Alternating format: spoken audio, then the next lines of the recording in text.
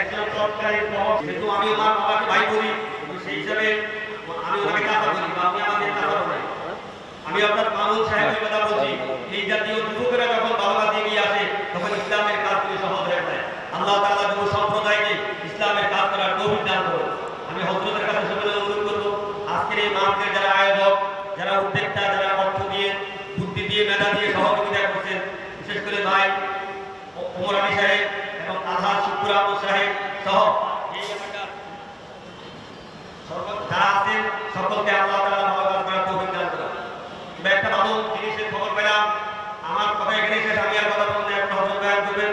এর আগে আজকের মাহফিলের প্রধান উদ্যোক্তা জনাব মামুন আহমদ সাহেব আপনাদের সামনে দিয়ে একটা কথা বলে দোয়ার আবেদন করবেন। আল্লাহ তাআলা আমাদের বাসনা এবং মাঝে করে রাখবে। আসসালামু আলাইকুম। আজকে যারা এখানে উপস্থিত হয়েছেন সবাইকে আমার তরফ থেকে আন্তরিক ধন্যবাদ। আমরা যে প্রচেষ্টা করেছি, মাহফিলের উদ্যোগ নিয়েছি, আপনারা এখানে উপস্থিত হয়েছেন, এই জন্য আপনাদের কাছে শুকরিয়া। এবং এই মাহফিলে যারা এই পর্যন্ত আমাকে সহযোগিতা করেছেন তাদেরকে সবাইকে আন্তরিকভাবে ধন্যবাদ। আমরা আগামীতে উদ্যোগ নিতে চাচ্ছি যে আপনারা যদি আমাদের সাথে থাকেন, আমরা আগামীতেও এই মাহফিলটাকে দীর্ঘায়িত করতে চাই। আপনারা আমাদের সবাইকে, আমাদের অন্ততপক্ষে আপনারা যারা সহযোগিতা করেছেন এবং যারা করেন না, আগামীতে আমাদেরকে সহযোগিতা করবেন, এই বলে আমি ধন্যবাদ জানাচ্ছি। আসসালামু আলাইকুম।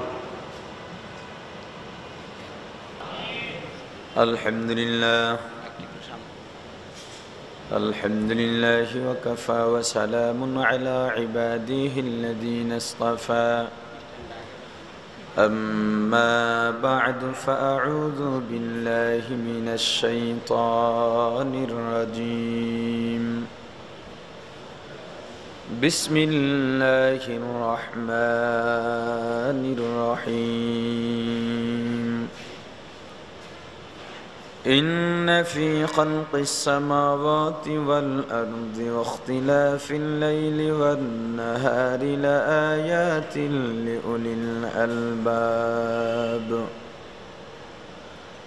الذين يذكرون الله قياما وقعودا وعلى جنوبهم ويتفكرون في خلق السماوات والأرض ربنا ما خلقت هذا باطلا سبحانك فقنا عذاب النار صدق الله العظيم। সকলে একটু মহব্বতের সাথে জিকির করি, লা ইলাহা ইল্লাল্লাহ।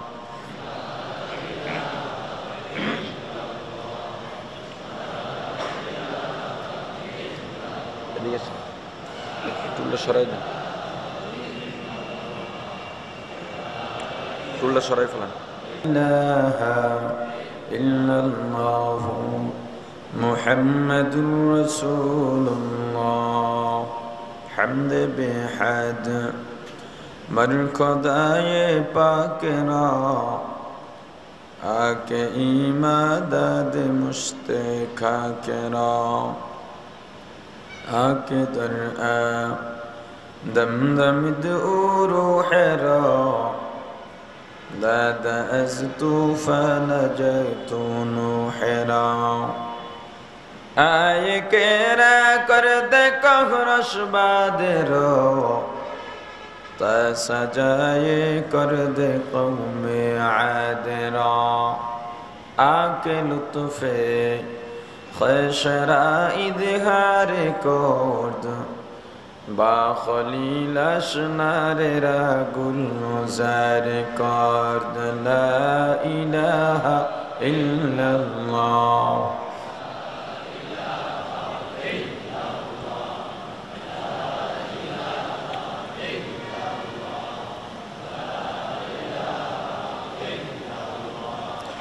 لا إله إلا الله لا إله إلا الله لا إله إلا الله لا إله إلا الله মুহাম্মাদুর রাসূলুল্লাহ।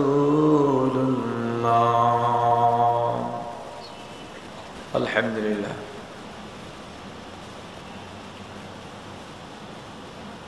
ঢাকার প্রাণকেন্দ্র কুড়িল বিশ্ব রোড সংলগ্ন সাদ মুসা সিটি সেন্টারে বাইতুল মাহমুদ জামে মসজিদ কর্তৃক আয়োজিত আজকের এই ওয়াজ ও দোয়া মাহফিলের সমাপনী অধিবেশনের মোহতারাম সভাপতি মুআজ্জাজ মুকাররম হযরত উলামায়ে কেরাম, দূর দূরান্ত থেকে আগত ইসলাম প্রিয়, দিন প্রিয়, মর্দে মুজাহিদ, আল্লাহ রাব্বুল আলামিনের আশিকিন জাকিরিন মুসলমান ভাইরা, কলিজার টুকরা সমবয়সী যুবক ও ছাত্র বন্ধুগণ, পর্দানিশী মা ও বোনেরা, আল্লাহ তাআলা দরবারে লক্ষ কোটি শুকর ও সুজুদ যে মহান রব্বুল আলামিন আমাদেরকে হায়াত তৈয়বা দান করে দুনিয়ার জান্নাতের বাগান কোরআন ও হাদিসের এই মুবারক মজলিসে আশা ও বসার মতো তৌফিক দান করেছেন, আলোচনা শোনার মতো সুযোগ করে দিয়েছেন, এজন্য সকলে শুকর আদায় করি আলহামদুলিল্লাহ। আলোচনার শুরুতে পবিত্র কালামুল্লাহ শরীফের ৬৬৬৬ আয়াতের মধ্যে হতে ছোট্ট দু একটি আয়াতে কারিমা তেলাওয়াত করেছি। আয়াতে কারিমার আলোকে আল্লাহ তাআলা যতক্ষণ তৌফিক দান করবেন আপনাদের মাঝে কিছু আলোচনা করার চেষ্টা করব ইনশাআল্লাহ। তবে যতক্ষণ আলোচনা করব আপনারা আমার জন্য দোয়া করবেন, আল্লাহ তাআলা যেন আমার স্বাস্থ্যকে সুস্থ রেখে, কণ্ঠ ভালো রেখে, মন মানসিকতা ভালো রেখে আমি নালায়েকের জবান থেকে এমন কিছু গুরুত্বপূর্ণ কথা বের করে দেন যেই কথাগুলো আপনার আমার সমাজের প্রত্যেক নারী পুরুষের হেদায়েতের জন্য প্রয়োজন হয়, বলেন আমিন। আপনাদের দোয়া যত ভালো হবে আমার আলোচনাও তত সুন্দর হবে। দোয়া করতে টাকা পয়সা লাগে না, শারীরিক পরিশ্রম হয় না, দোয়া করা যাবে। আরো জোরে বলেন আল্লাহ কবুল করেন, বলেন আমিন। আলোচনা যতক্ষণ চলবে তিনটা জিনিসের সমন্বয় আপনাদেরও লাগবে, ওয়াইজেরও লাগবে। যে কথাটা আমি প্রতিটি মাহফিলের শুরুতে, বয়ানের শুরুতে বলে থাকি, ইখলাসের সাথে, আমলের নিয়ত, হেদায়েতের উদ্দেশ্য। বয়ান শুনতে হবে কিসের সাথে? জোরে বলেন। নিয়ত থাকবে কি? জোরে বলেন। উদ্দেশ্য হেদায়েত। তিনটা জিনিসের সমন্বয় ঘটতে হবে। দেশের মধ্যে এত ওয়াজ হয়, সারা বিশ্বের তালিমি মজলিস মিলালেও মনে হয় না যে বাংলাদেশের ওয়াজের সমান হবে। এত ওয়াজ বাংলাদেশে হয়। আপনারা আশেপাশে যতটুকু দেখেন ততটুকুই হতে বলতে পারবেন। আমরা সারা বাংলাদেশে সফর করি, অনেক সময় দেখতে পাই এক মাহফিলে বয়ানের জন্য বসলাম, আশপাশ থেকে আরো 2 মাহফিলের মাইকের সাউন্ড মাহফিলের মধ্যে আসতেছে। এ কথা বলার উদ্দেশ্য হলো আমাদের দেশে ওয়াজের সংখ্যা কতটা বাড়ছে সেটা বোঝানো। বলেন তো, মসজিদের সংখ্যা বাড়ছে না কমছে? জোরে বলেন। মাদ্রাসা, তবলিগের মেহনত, পীর মুরিদির খেদমত, ওয়াজ মাহফিল, এত দ্বীনি মারকাজ আমাদের সামনে, এতগুলো মিশন আমাদের সামনে, এত ওয়াজের মাহফিল হয়, সে তুলনায় প্রকৃত টুপিওয়ালার সংখ্যা কিন্তু বাড়ে নাই। টুপিওয়ালার সংখ্যা বাড়বে না এটাই স্বাভাবিক। উলামায়ে কেরাম বয়ান করবেন, সব মানুষ মানবে না এটাই স্বাভাবিক। সবাই যদি মানে তাহলে সেটা হবে অস্বাভাবিক। ওয়াজ না মানাটা কি? কথা কয় না। আপনারা যদি কথার উত্তর না দেন তো আমার বয়ানও বেশিক্ষণ চলবে না। কথা বলার শক্তি দিলেন কে? জবান দিলেন কে? বিশ্বাস হয়তো, আর বিশ্বাস হলেও বা আমরা বলি না, কিভাবে বলবো? সত্য বলার জন্য, সত্য সাক্ষী দেওয়ার জন্য এই জায়গাটা পরিষ্কার লাগে। আমরা দেখি কি দিয়া? বলেন, দেখায় কে? না, আল্লাহ দেখান না। ধরি কি দিয়া? ধরায় কে? না, আল্লাহ ধরান না। চলি কি দিয়া? চালায় কে? না, আল্লাহ চালান না। পারলে প্রোটেক্ট করেন, চ্যালেঞ্জ করেন। মন গড়া কথা বললে হবে? কথা কয় না। আমি আপনাদের মাহফিলে আসলাম একটা গাড়িতে চড়ে। গাড়ি চলার জন্য গাড়ির সাথে 4টা চাক্কা আছে। কয়টা? এই 4টা চাক্কা যখন গাড়ি চলে, চাক্কাগুলো কি করে বলেন? চাক্কা ঘোরে না কেউ ঘুরায়? কে ঘুরায়? হ্যাঁ, ইঞ্জিনে ঘুরায়। ইঞ্জিন কখন ঘুরায়? ইঞ্জিন যখন চলে। ইঞ্জিন চলে না কেউ চালায়? কে চালায়? না, ড্রাইভার চালায় না। ড্রাইভারের কাজ শুধু একটু চাবি দেওয়া, আর কোনো কাজ নাই, আর কোনো বাহাদুরি নাই। আমাদের কাজ হয়, হওয়ার পিছনে গডফাদার আছে।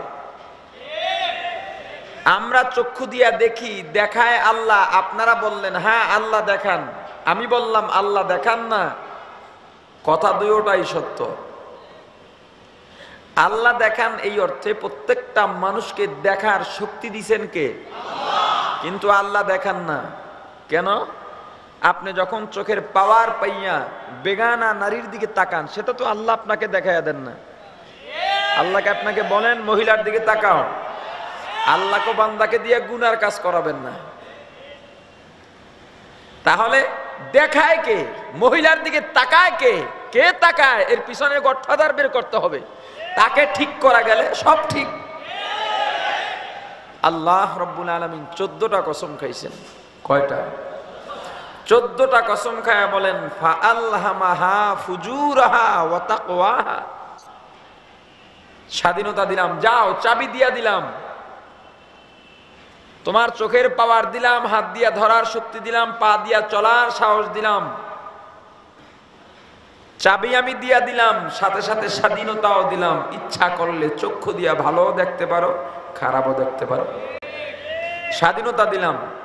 স্বাধীনতা তোমার। কাকে দিলেন? আমাকে, আপনাকে, সবাইকে। কি দিলেন? আপনি, আমি স্বাধীনতা পাইলাম, আপনি পাইলেন। আপনি আমি কে? আপনি যে আমাকে দেখেন, এই আমি তো আমি না। আমি যে আপনাকে দেখে চিনি, সেই আপনি তো আপনি নন। আমাকে দেখে যে চিনেন, আমাকে যে বলেন আপনি করে, সেই আপনি, সেই আমি নই। আমার ভিতরে প্রকৃত একজন আমি আছি, যাকে দেখা যায় না। কারণ যখন আপনার আমার চক্ষু দুইটা চিরতরে বন্ধ হয়ে যাবে, তখন কিন্তু আপনি আমাকে আর আমার আগের মতো নাম ধরে ডাকবেন না। নাকি ডাকবেন? তাহলে বোঝা গেল কি? আমি যে আপনাকে বলি আপনি, আপনি নামে যাকে চিনি, আসলে সে আপনি নন। আপনার একটা ছায়া, আপনার মূল ছায়া আপনি। আপনার ছায়া দেখে আমি আপনাকে চিনি। আপনি যখন চলে যান, তখন আপনার ছায়া দিয়ে কোনো লাভ নাই। আমার ছায়া দেখে আপনি চিনবেন। রাস্তায় হাঁটতেছি, গাছ ছায়া পড়লেই আমরা বুঝি এটা গাছ। গাছটা কেটে ফেললে ছায়াও থাকে না, ছায়ার কোনো মূল্যও থাকে না। নাকি থাকে? থাকে না। তাহলে আল্লাহ স্বাধীনতা দিলেন আপনাকে, আমাকে। সেই আপনি আমি হলাম বাম দুধের 2 আঙ্গুল নিচে একটা গোস্তের টুকরা আছে, সেটাকে কি বলে? এখানে আপনি আমি বসবাস করি। রূহ, এই রূহকে আল্লাহ স্বাধীনতা দিলেন, আপনাকে আমাকে পরিচালনা করে রূহ। এই গোস্তের টুকরাটা যদি পরিষ্কার হয়, তখন আপনার চক্ষুকে গোস্তের টুকরা রূহ আপনাকে বলে না, মহিলার দিকে তাকাইস না, তাকাইলে একটা কবিরা গুনাহ হয়, ৭,০০০ বছর জাহান্নাম। এই জায়গাটা যদি কালো হয়, আপনার চক্ষুকে বলে তাকা, গুনার দিকে তাকা, গুনার জিনিস ধর, গুনার দিকে যা। তা আপনি সব কথার জবাব দিবেন কেমনে, সত্য সাক্ষী দিবেন কেমনে? আপনার জায়গাটা তো পুরা পরিষ্কার নয়। পরিষ্কার যদি থাকে, কোন মুসলমান নির্বাচনের সময় আব্রাহাম লিঙ্কনের পুঁজিবাদী কুফরি গণতন্ত্রের প্রার্থীর পিছনে পক্ষে স্লোগান দিতে পারে না। ১০০ টাকার একটা কালা নোট পাইয়া ইমান বিক্রি করা শেষ। কথা কয় না? সকল ক্ষমতার মালিককে, রাজত্ব কার, রাজাগিরি চলবে কার? কথাগুলো স্মরণ রাখবেন। তো ওয়াজ উলামায়ে কেরাম করবে, সবাই মানবে না, এটাই স্বাভাবিক, মানাটা অস্বাভাবিক। সবাই মানবে না তাই বলে কি ওয়াজ বন্ধ হয়ে যাবে? জোরে বলেন। রাসূল করিম সাল্লাল্লাহু আলাইহি ওয়াসাল্লাম এক মুনাফিককে বয়ান করতেছিলেন। মুনাফিক বয়ান মানে না, মানে না, মানে না, মানেই না। হয়তো রাসূল করিম সাল্লাল্লাহু আলাইহি ওয়াসাল্লামের অন্তরের মধ্যে একটু বিরক্তি ভাব এসেছিল। আল্লাহ ভালো জানেন, তোকে এত বুঝাইলাম বুঝলি না, যা তোকে বুঝাইতাম না, তোকে আর ওয়াজই করতাম না। আল্লাহ রাব্বুল আলামিন সঙ্গে সঙ্গে আয়াত নাজিল করলেন, ফাদাক্কির, এ পয়গম্বর, আপনি ওয়াজ করতে থাকেন। আপনার তো টেনশনের কারণ নাই, বিরক্ত হওয়ার কোনো কারণ নাই, কারণ আপনার দায়িত্ব ওয়াজ করা। আপনাকে যে মিশনগুলো দিয়েছি আপনি সেভাবে চলতে থাকেন। কেননা হেদায়েত আপনি দিতে পারবেন না, ইন্নাকা লা তাহদি মান আহবাবতা, হেদায়েতের মালিক কে? আরো জোরে বলেন, ইন্নামা আনতা মুযাক্কির, যেভাবে বলছি সেভাবে করেন। লাস্তা আলাইহিম বিমুসাইতির, আপনাকে তো দারোগা বানাইয়া পাঠাই নাই যে আপনি কাউকে জোর করে স্বীকারোক্তি দিবেন। আপনার যে মিশন আমি দিছি সেই মিশন আপনি বাস্তবায়ন করেন। আল্লাহ বললেন নবীজিকে। কে বললেন? কাকে বললেন? আল্লাহ বললেন নবীজিকে ওয়াজ করার জন্য। তাহলে আমি কেন বলি যে ওয়াজ চলবে? নবীজি তো নাই, আমার একটা অধিকারের দরকার আছে না নাই? অধিকার ছাড়া আমি কিভাবে বলি? কারণ আল্লাহ তো বললেন নবীজিকে, আমাকে বলেন নাই। অধিকার দরকার আছে না নাই? قال النبي صلى الله عليه وسلم إن العلماء ورثة الأنبياء أو كما قال النبي عليه الصلاة والسلام। অধিকার পেয়ে গেছে। রাসূল সাল্লাল্লাহু আলাইহি ওয়াসাল্লাম বলেন, আমার অনুপস্থিতিতে আমার প্রতিনিধিত্ব করবে উলামায়ে কেরাম। কারা করবে? নবীজির চাচা বিশ্বনন্দিত মুফাসসির, রাইসুল মুফাসসিরিন হযরত আব্দুল্লাহ ইবনে আব্বাস রাদিয়াল্লাহু তাআলা আনহু এই হাদিসের ব্যাখ্যায় বলেন, যেই জামানায় নবী থাকবে না সেই জামানায় উলামায়ে কেরাম তোমাদের নবী। যেই জামানায় নবী থাকবে না সেই জামানায় কারা নবী? আর জোরে বলেন। ও মুসলমান, এতক্ষণ বললাম সত্য সাক্ষী দিলে সওয়াব হয় না, গুনাহ হয়। অন্তরটা পরিষ্কার থাকলে তো সত্য সাক্ষী দিতে দ্বিধা হয় না।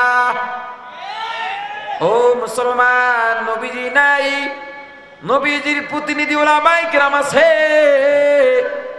উলামায়ে কেরাম নবীজির পক্ষ থেকে বয়ান করবেন। আবু জাহেল, আবু লাহাব, উতবা সাহেবা নাই, তবে তাদের চলাপালা এখনো দুনিয়াতে আছে, ঠিক কিনা? নবীজির পক্ষ থেকে উলামায়ে কেরাম বয়ান করবেন। আবু জাহেলদের পক্ষ থেকে আবু জাহেলের চলাপালার আওয়াজ মানবে না, শুনবে না। রাগ করলেন? রাগ করলেও কিছু করার নাই, কারণ আগামী বছর দাওয়াত দিবেন কিনা সে চিন্তা করে আমি বয়ান করি না। আশেপাশে দুই একটা দাওয়াত বাড়বে কিনা সে চিন্তা করেও বয়ান করি না। ও মুসলমান, আপনাদের মাঝে জোর করে আসি নাই, আপনারাই আমাকে আনছেন। কেন আনলেন? ও মুসলমান, আমাকে ডাক্তার বানাইয়া বসাইছেন, আপনারা রোগী হয়ে বসেছেন।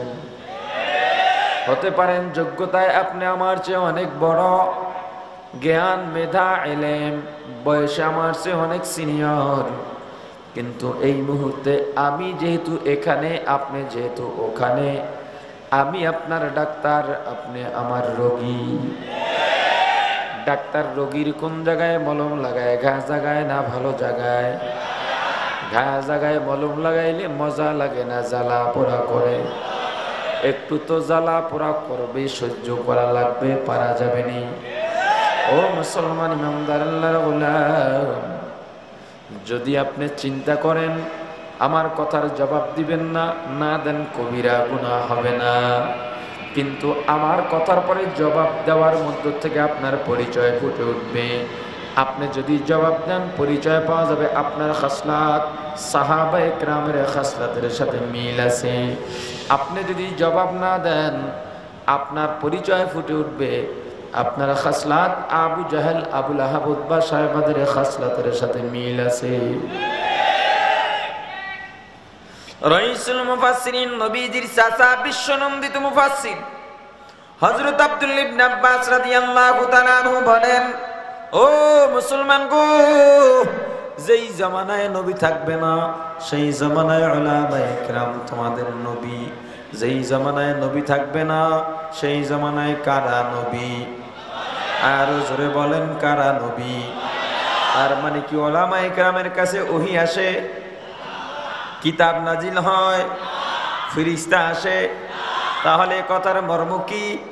সন্তান মায়ের গর্ভের মধ্যে ভূমিষ্ঠ হওয়ার আগে বাবা মারা যায়, সন্তান ভূমিষ্ঠ হয়ে গেছে, বাবাকে দেখতে পায় না, চাচা সন্তানকে লালন পালন করলো, সন্তান এক সময় বড় হয়ে গেছে, এক আল্লাহর গোলাম জিজ্ঞাসা করে, ও বাবা বলো তোমার নাম কি, তোমার বাবার পরিচয় কি, তোমার বাবার নাম কি, ঠিকানা কোথায়?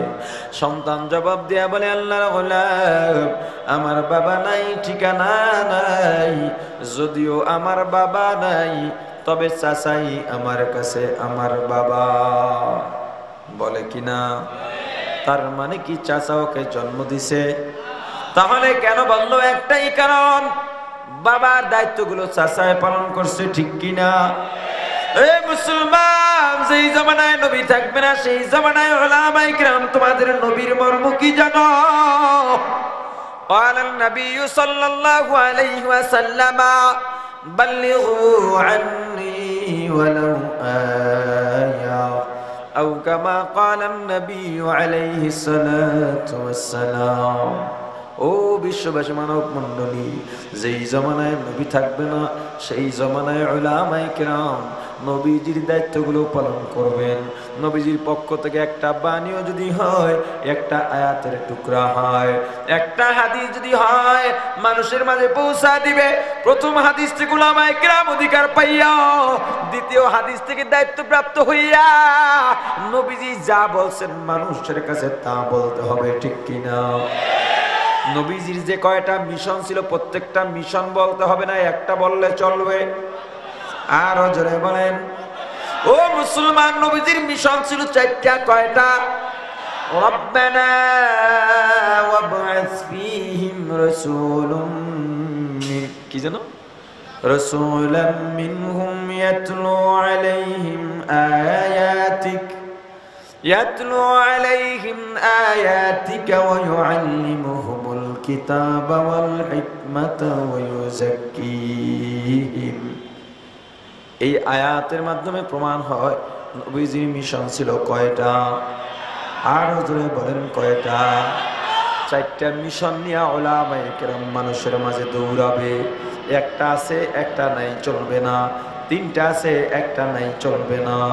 চারটার দাওয়াত মানুষের কাছে যাইতে হবে। এক নম্বরে ইলমে দ্বীন শিক্ষার দাওয়াত, দুই নম্বরে যেটা শিখবে সেটার আমল, তিন নম্বরে বাস্তব নমুনা তাজকিয়ায়ে নফস, চার নম্বরে জিহাদ ফি সাবিলিল্লাহ। কয়টা হলো? এক নম্বরে ইলমে দ্বীন শিক্ষা করা, ইলম শিক্ষা করা ফরজ। قال النبي صلى الله عليه وسلم طلب العلم فريضة على كل مسلم আও কামা ক্বালান নবী আলাইহিস সালাতু ওয়াস সালাম। ইলমে দ্বীন শিক্ষা করা প্রত্যেকটা মুসলমানের উপর ফরজ। কতদূর শিক্ষা করা এ বিষয়ে আলোচনায় যাব না, যেহেতু অন্য বিষয়ের আয়াত নিয়েছি।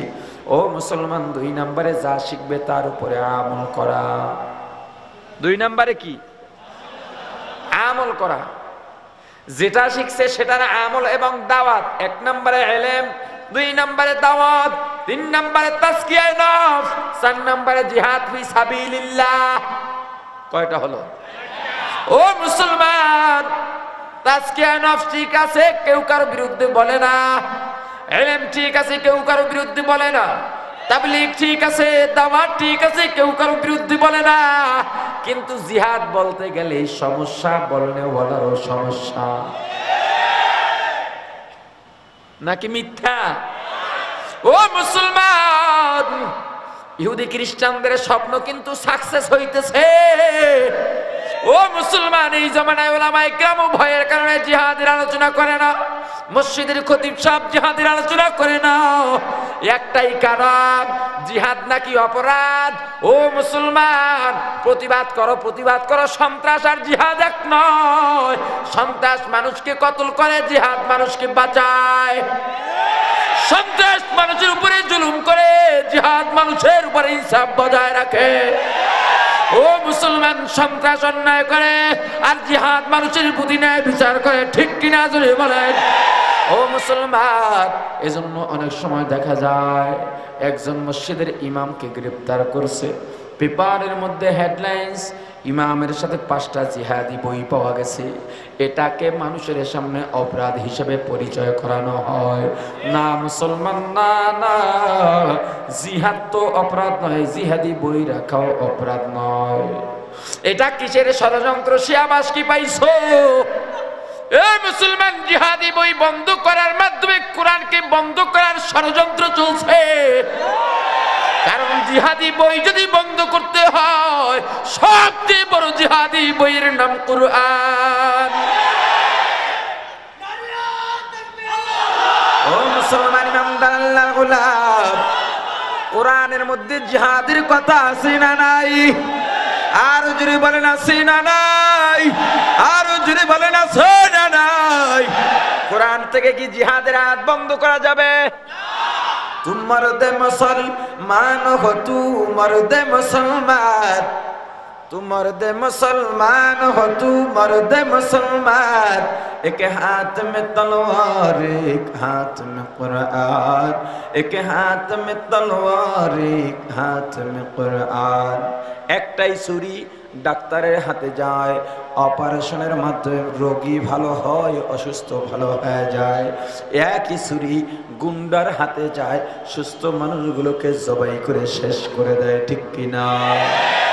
যুদ্ধ একই যুদ্ধ, যখন সন্ত্রাসী লাইনে যাবে নিরীহ মানুষগুলো হত্যা হবে।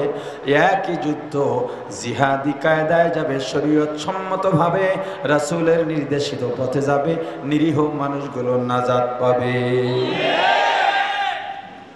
আরো কত ষড়যন্ত্র। ও মুসলমান, যখন সন্ত্রাসীদেরকে ধরা হয় তখন বলা হয় 5 জন জঙ্গি গ্রেফতার হয়েছে। না না, তোমরা তাদেরকে জঙ্গি বলিও না। জঙ্গি একটা পবিত্র শব্দ, ফার্সি ভাষা। জং থেকে জঙ্গি, জঙ্গি মানি যোদ্ধা, জং মানি যুদ্ধ, জঙ্গি মানি, জোরে বলেন, জং মানি যুদ্ধ। আমাদের পুলিশ বাহিনী জঙ্গি, আমাদের র্যাব বাহিনী জঙ্গি, আমাদের সেনাবাহিনী জঙ্গি। যাদেরকে ধরো তারা জঙ্গি নয়, তারা হলো সন্ত্রাস, তারা হলো জালেম। ঠিক কিনা? জঙ্গির অপর নাম হলো জিহাদি। জঙ্গের আরবি কি? জিহাদ। তাহলে জঙ্গি বলে বোঝানো হচ্ছে এই সমাজ থেকে জিহাদ বঞ্চিত করে, জিহাদকে বিদায় করে সন্ত্রাস প্রতিষ্ঠা করা হবে। ও মুসলমান ইমানদার, আর কত ঘুমাইবা? ঘুমাইবা না, না ঘুমানোর সময় নাই। এই মুসলমান, 92% মুসলমানের দেশে যদি কোরআনের কথা না বলা যায়, হাদিসের কথা যদি না বলা যায়, শরীয়তের কথা যদি না বলা যায়, হয়, মসজিদের মেম্বারে বসে খতিব যদি হক কথা বলার মতো সাহস না পায়, এই দেশের মধ্যে পরিসংখ্যান কমাইয়া এখন থেকে দাও 8% মুসলমান, 92% ইহুদি খ্রিস্টানের দালাল।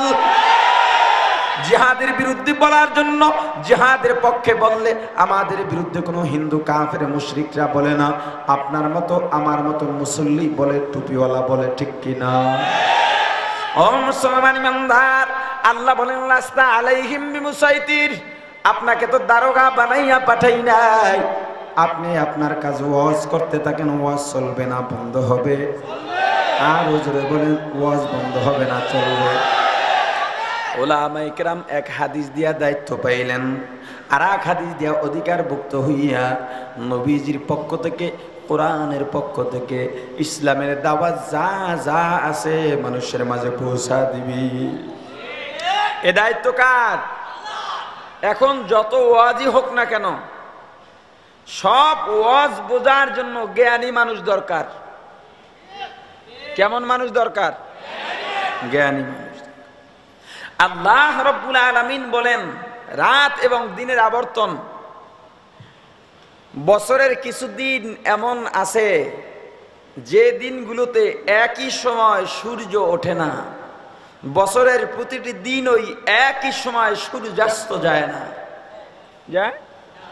এখন সূর্যাস্ত যায় কয়টায়? বিকাল 5:35 বা 40-এ।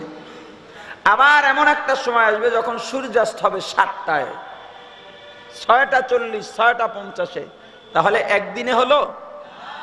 ফজরের সময় নামাজের পরে যখন সূর্যাস্ত হয় একই টাইমে হয় না, কখনো আগে হয়, কখনো পরে হয়।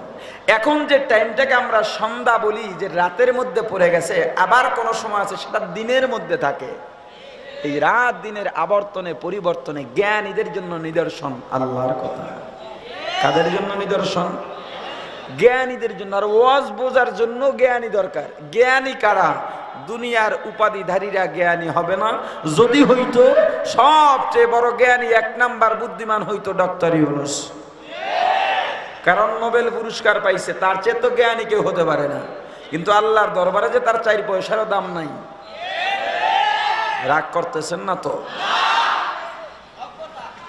ও মুসলমান, আমার বিরুদ্ধে বলে কোনো লাভ নাই, আমার জবানটা বন্ধ করেও কোনো লাভ নাই।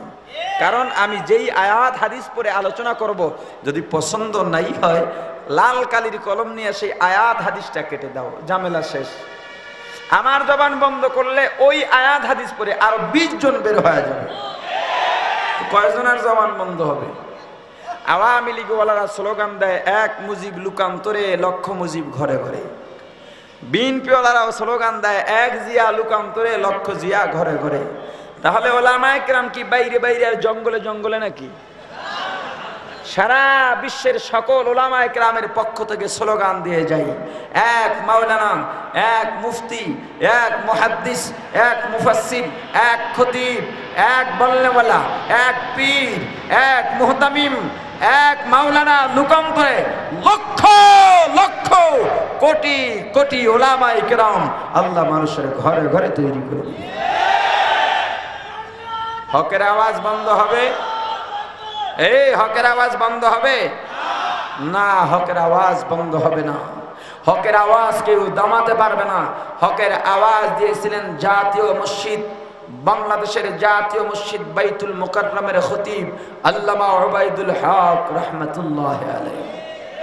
জাতীয় মসজিদের জাতীয় মেম্বারে বসে ভাষণ দিতেন, বাতিল কাফের মুরতাদগুলো থরথর করে কাঁপত। আর এখন সেই জাতীয় মেম্বার থেকে সবচেয়ে নোংরা বক্তব্য বের হয়। অনেক মুফতি তো আমাদের সমাজে আছে, এই সমাজে মুফতিয়ানে কেরাম, অরিজিনাল মুফতিয়ানে কেরাম আর ফতুয়া দিতে পারে না। এখন ফতুয়া দেয় চায়ের দোকানের সামনের টুলে বসে থাকা মুফতিরা। এখন ফতুয়া শুরু করবে, কি বক্তা আসলো সেদিক কুৎসা বলতেছে, গীবত গায়। ও মুফতি, কিছু গীবত আছে হারাম, কিছু গীবত আছে ওয়াজিব ফরজ। 6 কারণে গীবত বলতে হবে, কখনো সুন্নত, কখনো ওয়াজিব, কখনো ফরজ। মানুষের ঈমান বাঁচানোর জন্য গীবত বলতেই হবে। জাতীয় মসজিদের জাতীয় মেম্বার থেকে সবচেয়ে নোংরা বক্তব্য বের হয়। আমাদের দেশে বাংলাদেশে কয়েক মাস আগে প্রচণ্ড গরম, রৌদ্র, বৃষ্টির অভাব দেখা দিয়েছিল কিনা?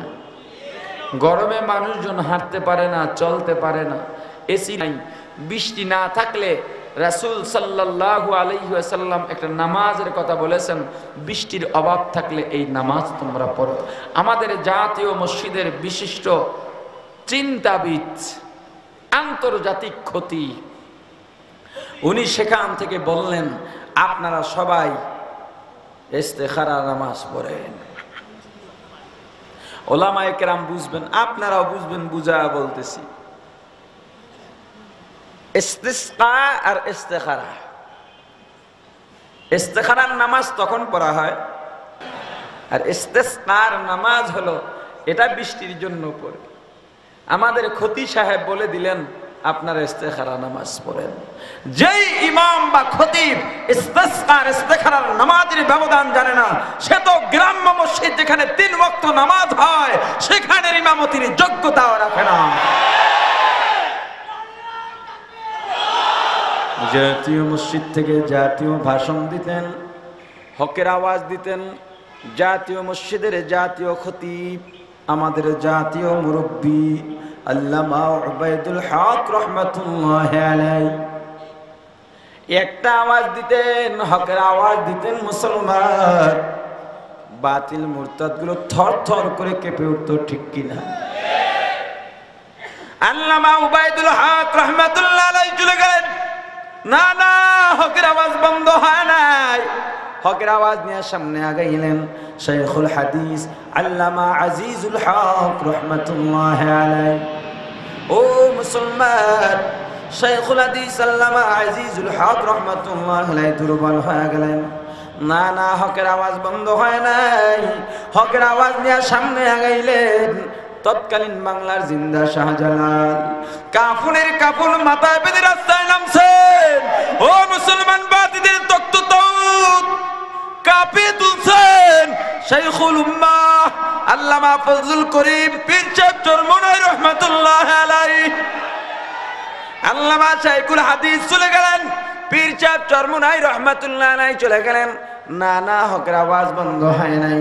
ও মুসলমান, হকের আওয়াজ নিয়ে সামনে আগাইলেন বাংলার বাঘ মুজাহিদে মিল্লাত আল্লামা ফজলুল হক আমিনী রহমাতুল্লাহি আলাইহি।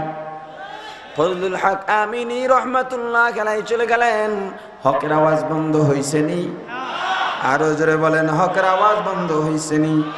ও মুসলমান, বর্তমান জমিনে বাংলায় হকের আওয়াজ আছে না নাই? আরো জোরে বলেন, আছে না নাই? হকের আওয়াজ দেয় কারা? ওলামায়ে কেরাম। ওলামায়ে কেরাম 92% মুসলমান হকের আওয়াজ দিতেছেন, ঠিক কিনা? ও মুসলমান, হকের আওয়াজ চলবে। মুসলমানদের হকের আওয়াজের নেতৃত্ব দিতেছেন তারুণ্যের অহংকার রাহবারে কামেল আমিরুল মুজাহিদিন মুফতি সৈয়দ মোহাম্মদ রেজাউল করিম ফয়জুল করিম আল্লামা আহমদ শফি জুনায়েদ বাবুনগরী, ঠিক কিনা? হে মুসলমান, হকের আওয়াজ চলবে না বন্ধ হবে? না না, আমার বিরুদ্ধে বলে কোনো লাভ হবে না। ও মুসলমান, কথা যদি পছন্দ না হয় লাল কালির কলম নিয়ে কোরআন হাদিস কেটে দাও যদি শক্তি থাকে। শক্তি না থাকলে উলামায়ে কেরামের বিরুদ্ধে বলে কোনো লাভ না। জ্ঞানী কারা? আল্লাহর নির্দেশিত, আল্লাহর উপাধিধারী গুণ যাদের মধ্যে আছে তারাই জ্ঞানী। আল্লাহর দেয়া গুণ যাদের মধ্যে নাই, আল্লাহর ঘোষণাকৃত গুণ যাদের মধ্যে নাই, তারা জ্ঞানী নয়। আমি যে আয়াতগুলো তেলাওয়াত করলাম, আল্লাহ রাব্বুল আলামিন বলেন দিন এবং রাতের আবর্তনে পরিবর্তনের মধ্যে জ্ঞানীদের জন্য নিদর্শন রয়েছে। কাদের জন্য? জোরে বলেন। ইন্না ফি খালকিস সামাওয়াতি ওয়াল আরদি ওয়া ইখতিলাফিল লাইলি ওয়ান নাহার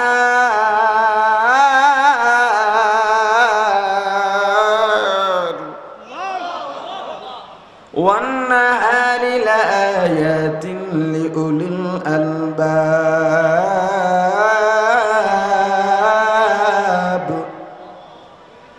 জ্ঞানীদের জন্য নিদর্শন। কাদের জন্য?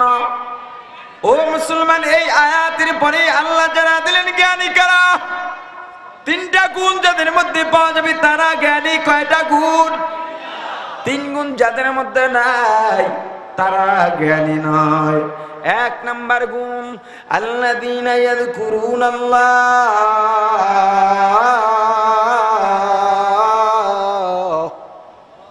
যিকরে হাক্কা মুদগাদাই রূহেরা মরহামা মুদি দিলে মজরুহেরা।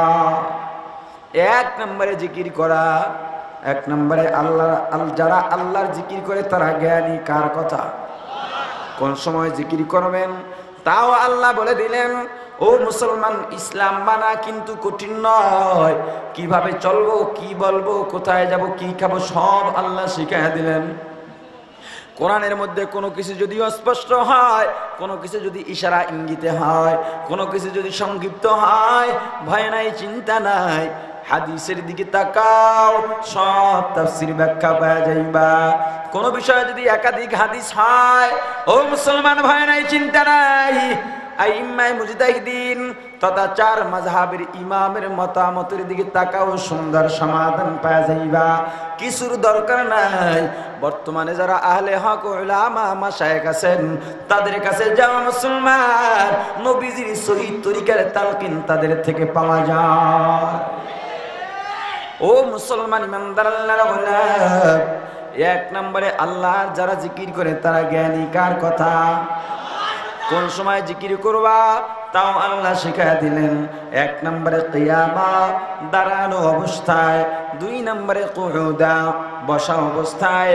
3 নম্বরে জুনুবিহিম, শোয়া অবস্থায়। কয় অবস্থায়? 1 নাম্বার গুণ কি? জিকির করা। 1 নাম্বার গুণ কি? কার জিকির? কার জিকির? কার জিকির? আল্লাহু আকবার। আর জোরে আল্লাহু আকবার, আল্লাহু আকবার। আল্লাহর জিকিরের দাম আছে না নাই? আর জোরে বলেন, আল্লাহর জিকিরের দাম আছে না নাই? যেই বান্দাগুলো সকাল সন্ধ্যা জিকির করে, সব সময় মাওলার জিকিরে লিপ্ত হয়, ওই জিকিরওয়ালার জিহ্বাটা তো জাহান্নামের মধ্যে জ্বলতে পারে না। ওই জিকিরওয়ালার অন্তরটা জাহান্নামের মধ্যে জ্বলতে পারে না। কারণ আল্লাহর নাম, আল্লাহর জিকিরের দাম আছে না নাই? পয়গম্বর মুসা আলাইহিস সালাতু ওয়াস সালাম আল্লাহর দরবারে বলতেছেন, আল্লাহ আমাকে একটা দামি জিকির শিখায় দাও, যেই জিকিরের চেয়ে দাম আর কোনো জিকিরের নাই। আল্লাহ ডাক দেয়া বললেন, পয়গম্বর এখন থেকে জিকির করো লা ইলাহা ইল্লাল্লাহ। এই জিকির করো। পয়গম্বর ডাক দেয়া বললেন, আল্লাহ এমন একটা জিকির শিখাইলা যেই জিকির সবাই জানে, একটা কমন জিকির, সবাই জানে, সবার কাছে পরিচিত। আল্লাহ ডাক দেয়া বলেন, পয়গম্বর এমন একটা জিকির শিখাইলাম জানো, তুমি বলছো একটা এমন একটা জিকির শিখাইতে যার দাম বেশি। এই জিকিরের দাম কত জানো? একবার লা ইলাহা ইল্লাল্লাহ 1 পাল্লায় রাখা যদি হয়, পৃথিবী যদি কোটি কোটি বার বিক্রি করা হয়, লা ইলাহা ইল্লাল্লাহর সমান হবে না। জিকিরের দাম আছে না নাই? আরো জোরে বলেন, আছে না নাই? কয় সময় জিকির করব? জোরে বলেন। আরে কি আর 3 সময়? সব সময়। কারণ কিয়ামা, কুউদা, জুনুবিহিম, এই 3 অবস্থার বাইরে মানুষ থাকেই না। হয়তো দাঁড়ানো থাকে, না হয় বসা থাকে, না হয় শোয়া থাকে। যদি হাঁটতে হয় দৌড়াইতে হয়, দাঁড়াইয়েই হাঁটতে হয়, দৌড়াইতে হয়। মোট কথা যারা সব সময় আল্লাহর জিকির করে তারা জ্ঞানী। কার কথা? আরো জোরে বলেন। এই জিকির করলে তারাই জ্ঞানী, এই কথাটা শুধু কি চরমনাইওয়ালাদের জন্য প্রযোজ্য, তাবলীগওয়ালাদের জন্য প্রযোজ্য, নাকি যত মুসলমান আছে সবার জন্য প্রযোজ্য? তাহলে যদি জিকির দেওয়া হয়, কেন বলা হয় জিকিরের আওয়াজ পাইলেই কয় এরা মনে হয় চরমনের মুরিদ? চরমনের মুরিদ যারা হইছ, একটা সুসংবাদ লাও, সুসংবাদ লাও, সুসংবাদ লাও। একটা মানুষ সব সময় যদি বাদাম বিক্রি করে তাকে কি বলে? যিনি ডাক্তারি করে তাকে কি বলে? ডাক্তারি 10 বছর করছে, ডাক্তারি বন্ধ হয়ে গেছে, ওই যে ডাক্তার নাম মুছে নাই, এখনো ডাক্তার নাম রয়ে গেছে, ঠিক কিনা? আর জিকিরের শব্দ শুনলেই যদি বলা হয় এরা চরমনার মুরিদ, তাহলে চরমনার মুরিদের জন্য সুসংবাদ না দুঃসংবাদ? আর জোরে বলেন। অথচ আমি চাই আহ্বান করে যাব, প্রত্যেকটা এলাকায় যত মসজিদ আছে প্রত্যেকটা মসজিদে সকাল সন্ধ্যা জিকির চালু হোক। রাজি আছেন সবাই? কারণ জিকির কার? চরমনাইওয়ালাদের বাপের জিকির নয়, জিকির কার? আল্লাহর কসম, আল্লাহর কসম, আল্লাহর কসম, আপনাদের কুড়িল থানার ওসি সাহেব যদি মাগরিবের পরে সমস্ত পুলিশদেরকে ডাক দেয়, আয় সব কাজ বন্ধ কইরা আধা ঘন্টা জিকির কর, যদি নিয়মিত জিকির চলে, ও মুসলমান, কোন পুলিশ আর কোনদিন ঘুষ খাইবে না। এ বিল কারখানার মালিক, তোমার কর্মচারীদেরকে সকাল সন্ধ্যা জিকির করাও, জিকির করাও, জিকির করাও। তালিম দরকার নাই, তাদেরকে তোমার নসিহতের দরকার নাই। দেখবা আর চুরি করবে না, বাটপারি করবে না, ঠিক কি না? কারণ যাদের অন্তরের মধ্যে মাওলার জিকির আছে, আল্লাহর নাম যাদের জবানে আছে, ওই মানুষগুলো কোনোদিন দুই নাম্বারই করতে পারে না। हकीकत से तू दुनिया बेखबर है, दुनिया की नुमाइश पर नजर है। नमी गुयान कि आज दुनिया जुदा बाश, बखर कारे के बाशी बा खुदा बाश।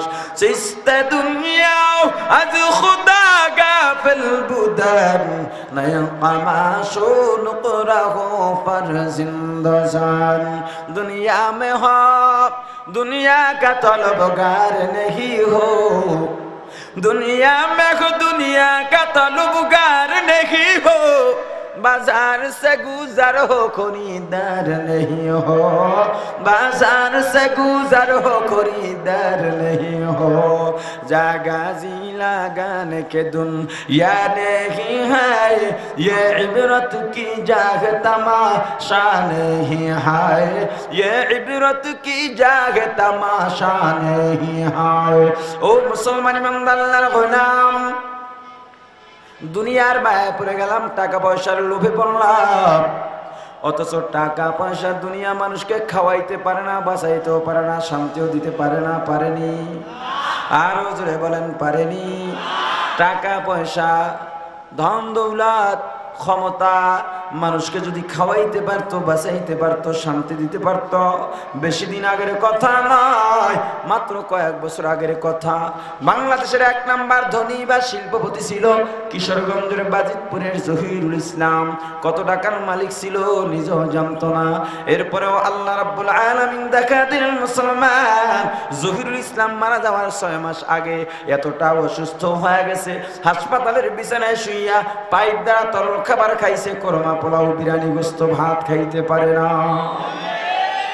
বর্তমানেও বহু ধনী মানুষ দেখা যায়, টাকা পয়সার অভাব নাই, কোটিপতি আপনার বাড়িতে দাওয়াত দিবেন, এসেই বলে আমি গরুর গোস্ত খাই না, দুধ খাই না, দধি খাইতে পারি না, মিষ্টি খাই না। আছে না নাই? প্রশ্ন করেন, ও বড় লোক, কেন খাইতে পারো না? তোমার তো টাকা পয়সার অভাব নাই, সন্তানের পরিধানের মধ্যে দামি দামি পোশাক পরাও, বিবির পরিধানের মধ্যে দামি দামি সারানোর গহনা, একটু উন্নত চিকিৎসা করে জিহ্বার মধ্যে রুচি বাড়াও। ওই বড় লোক জবাব দিবে, না ভাই না, না, চেষ্টা তো কম করি নাই, টাকা পয়সা দিয়া অনেক কিছু হয়, কিন্তু জিহ্বার মধ্যে রুচি বাড়ানো যায় না। প্রমাণ হয়ে গেছে, টাকা পয়সা মানুষকে খাওয়াইতেও পারলো না। শান্তি কাকে বলে? জয় মাসের মধ্যে জহিরুল ইসলাম শান্তি চোখে দেখে নাই। বর্তমানেও বহু ব্যবসা প্রতিষ্ঠানের মালিক শিল্পপতিকে দেখা যায়, সালাম দিবেন, মিয়া ভাই কেমন আছেন, সালামের জবাব দেয়া বলে না, বেশি ভালো নাই, সন্তান কথা শুনে না, বিবি কথা শুনে না, সংসারে শান্তি নাই। মিল কারখানা ইন্ডাস্ট্রিজের যত কর্মচারী কর্মকর্তা আছে সব চোর ডাকাত, 2 নাম্বার বাটপার। ও শিল্পপতি, তোমার তো সবচেয়ে বেশি শান্তিতে থাকার কথা, কারণ এয়ার কন্ডিশনে ঘুমাও, এসি গাড়ির মধ্যে চলাফেরা করো, তোমার জুতা ঠিক করে দেওয়ার জন্য পর্যন্ত চাকর নিয়োগ করা আছে, তোমার চাইতে আর বেশি কেউ শান্তিতে থাকার কথা নয়। ওই শিল্পপতি জবাব দিবে, না না না না, এসির বাতাসে আমার দেহটা ঠান্ডা হয় ঠিক, কিন্তু এসির বাতাস অন্তর পর্যন্ত পৌঁছে না। আর যার অন্তরে শান্তি নাই অন্য কোথাও গিয়া শান্তিও পাওয়া যায় না। ও মুসলমান, প্রমাণ হয়ে গেছে টাকা পয়সা মানুষকে শান্তিও দিতে পারে না, ঠিক কিনা? পক্ষান্তরে একজন গরিবের দিকে তাকাও, দিন আনে দিন খায়, যেদিন কাজ করতে পারে সেদিন ঘরের চুলায় আগুন জ্বলে, যেদিন কাজ করতে পারে না ঘরের চুলায় আগুন জ্বলে না। এরপরে যদি খবর নেওয়া হয়, খবর নিলে দেখা যায় ওই গরিবের ছোট্ট অভাবে সংসারের মধ্যে শান্তির কোনো অভাব নাই। কোটি টাকার মালিককে দেখো, অভাব হয় না দূর। কোটি টাকার মালিককে দেখো, অভাব হয় না দূর। গরিবে ঘুমায় গাছতলাতে মনটা বাহাদুর। হৃদয় তাকিবে জারি নম্রতা সদা, রহমত আসিবে তথা প্রভুর আদা। বরণ বড়াই করলে দিলে रहमत আসে না, मिटा दो अपने हस्ती को अगर कुछ मर्तबा चाहो कि दाना खाक में मिलकर गोले गुलजार होता है। বরণ বড়াই করলে দিলে रहमत আসে না, নিজেকে নিজে ছোট মনে করিও সাদা। উঁচু জায়গার পানি যেমন নিচু জায়গায় যায়, তেমনি আল্লাহর রহমত আসে নম্রতার হৃদয়। ফেরাউনের লাশটা দেখো মিশর জাদু ঘরে, খায় না কোনো পোকা মাকড়, সবাই ঘৃণা করে। জ্ঞানী যারা বুঝে তারা শুধু ইশারায় নির্বোধকে বুঝাইতে কে পারে কোথায়। তরকারির মতো তরকারি হলে অল্প জালে সিজে, বুদ্ধিমান মানুষ হলে ইশারাতেই বোঝে। এত উন্নত চিকিৎসা করার পর জহিরুল ইসলাম বাঁচতে পারে নাই। ও মুসলমান, আওয়ামী লীগের দাপুরি সেক্রেটারি আব্দুল জলিল বাঁচতে পারে নাই, রাষ্ট্রপতি জিল্লুর রহমান বাঁচতে পারে নাই, বিএনপির আব্দুল মান্নান ভুইয়া, দেলোয়ার হোসেন বাঁচতে পারে নাই। ও মুসলমান, দুনিয়ার এমন কোন মানুষ নাই, এমন কোন ক্ষমতাশীল নাই টাকা পয়সা ক্ষমতা দিয়া খাইতে পারে, বাঁচতে পারে, শান্তি কিনতে পারে, ঠিক কিনা? বরং আল্লাহুল মাওলা ফালাহুল কুল, আল্লাহর গোলাম হও, সারা পৃথিবী আল্লাহ তোমার গোলাম বানা দিবে। ও মুসলমান, বলেন জিকিরে পাওয়ার আছে না নাই? এক ডাকাত দল রাষ্ট্রের মধ্যে ঢুকছে, রাজ্যের মধ্যে ঢুকছে ডাকাতি করার জন্য। ডাকাতের সর্দার রাষ্ট্রের মধ্যে তদন্ত করে জানলো এই রাষ্ট্রের রাজা যিনি আছেন, বাচ্চা যিনি আছেন, তত্ত্বাবধায়ক যিনি আছেন, তিনি বড় বিচক্ষণ, তার গোয়েন্দারা বড় বিচক্ষণ। এই এলাকার মধ্যে রাষ্ট্রের মধ্যে চুরি করে এড়ানো যায় না, অনর্থ কোনো কাজ করে এড়ানো যায় না। এই এলাকায় চুরি তো করা অসম্ভব। ডাকাত সর্দার ডাক দেয়া বলে, সদস্য রে, ও কাফেলা, চলো আর একটু গবেষণা করে দেখে এলাকার মানুষ কিসে দুর্বল। রাষ্ট্রের মধ্যে ঘুরলো, মসজিদে মসজিদে গিয়া দেখে এলাকার মানুষগুলো মাগরিবের পরে, ফজরের পরে, এশার পরে প্রত্যেকটা সময় শুধু মাওলার জিকির করে। কার জিকির করে? এই রাষ্ট্রের মানুষগুলো জিকিরের ভক্ত। কৌশল করলো, আসো আমরা মসজিদের কিনারে একটা তাবু গাড়াবো, এখানে বৈশা সারাক্ষণ জিকির করবার, চোখের পানি ফলাইয়া কাঁদবো, অভিনয়টা সবাই শিখা নাও। সবাই যখন বিশ্বাস করবে তখন বিশ্বাসের বুকে ছুরি লাগাইয়া আমাদের স্বার্থ হাসিল করব। আমাদের সমাজে এমন মানুষ আছে না নাই? বিশ্বাসের গলায় ছুরি লাগায়, সবচেয়ে বড় বিশ্বাসের গলায় ছুরি লাগায় তথা কথিত আমাদের সমাজের জনপ্রতিনিধিরা, ঠিক কিনা বলেন? ইনজেকশনটা কি করা হয়ে যাইতেছে নাকি? ও মুসলমান ইমানদার আল্লাহর গোলাম, ডাকাত দল জিকির শুরু করে দিল। রাত নাই, ঘুম নাই, খাওয়া নাই, নাওয়া নাই, বিশ্রাম নাই, সব সময় জিকির করে সুবহানাল্লাহ, সুবহানাল্লাহ, সুবহানাল্লাহ, সুবহানাল্লাহ, সুবহানাল্লাহ, সুবহানাল্লাহ। বাদশার কানে খবরটা চলে গেল, পুরা রাষ্ট্রের মধ্যে সুনাম ছড়িয়ে পড়ে। বাদশার কানে খবর যায় আমাদের রাজ্যের মধ্যে একদল দরবেশ ঢুকছে, যাদের নাওয়া নাই, খাওয়া নাই, ঘুম নাই, বিশ্রাম নাই, যারা সবসময় আল্লাহর জিকির করে, চোখের পানি ছেড়ে কান্দে। বাচ্চা তো বিচক্ষণ, আগেই বলেছি। বাচ্চা গোয়েন্দা বাহিনী পাঠাইলো, গিয়ে দেখো অভিনয় না, আসলে এই জিকির, আসল চোখের পানি। যাও যাও, গভীর রাত্রে গিয়া তালাশ নাও তারা কোনো পরিকল্পনা করে কিনা। কিন্তু না, গোয়েন্দারা গিয়া দেখে গোয়েন্দা যত বড় চালাক, তার চাইতে ডাকাতরা আরো বড় চালাক।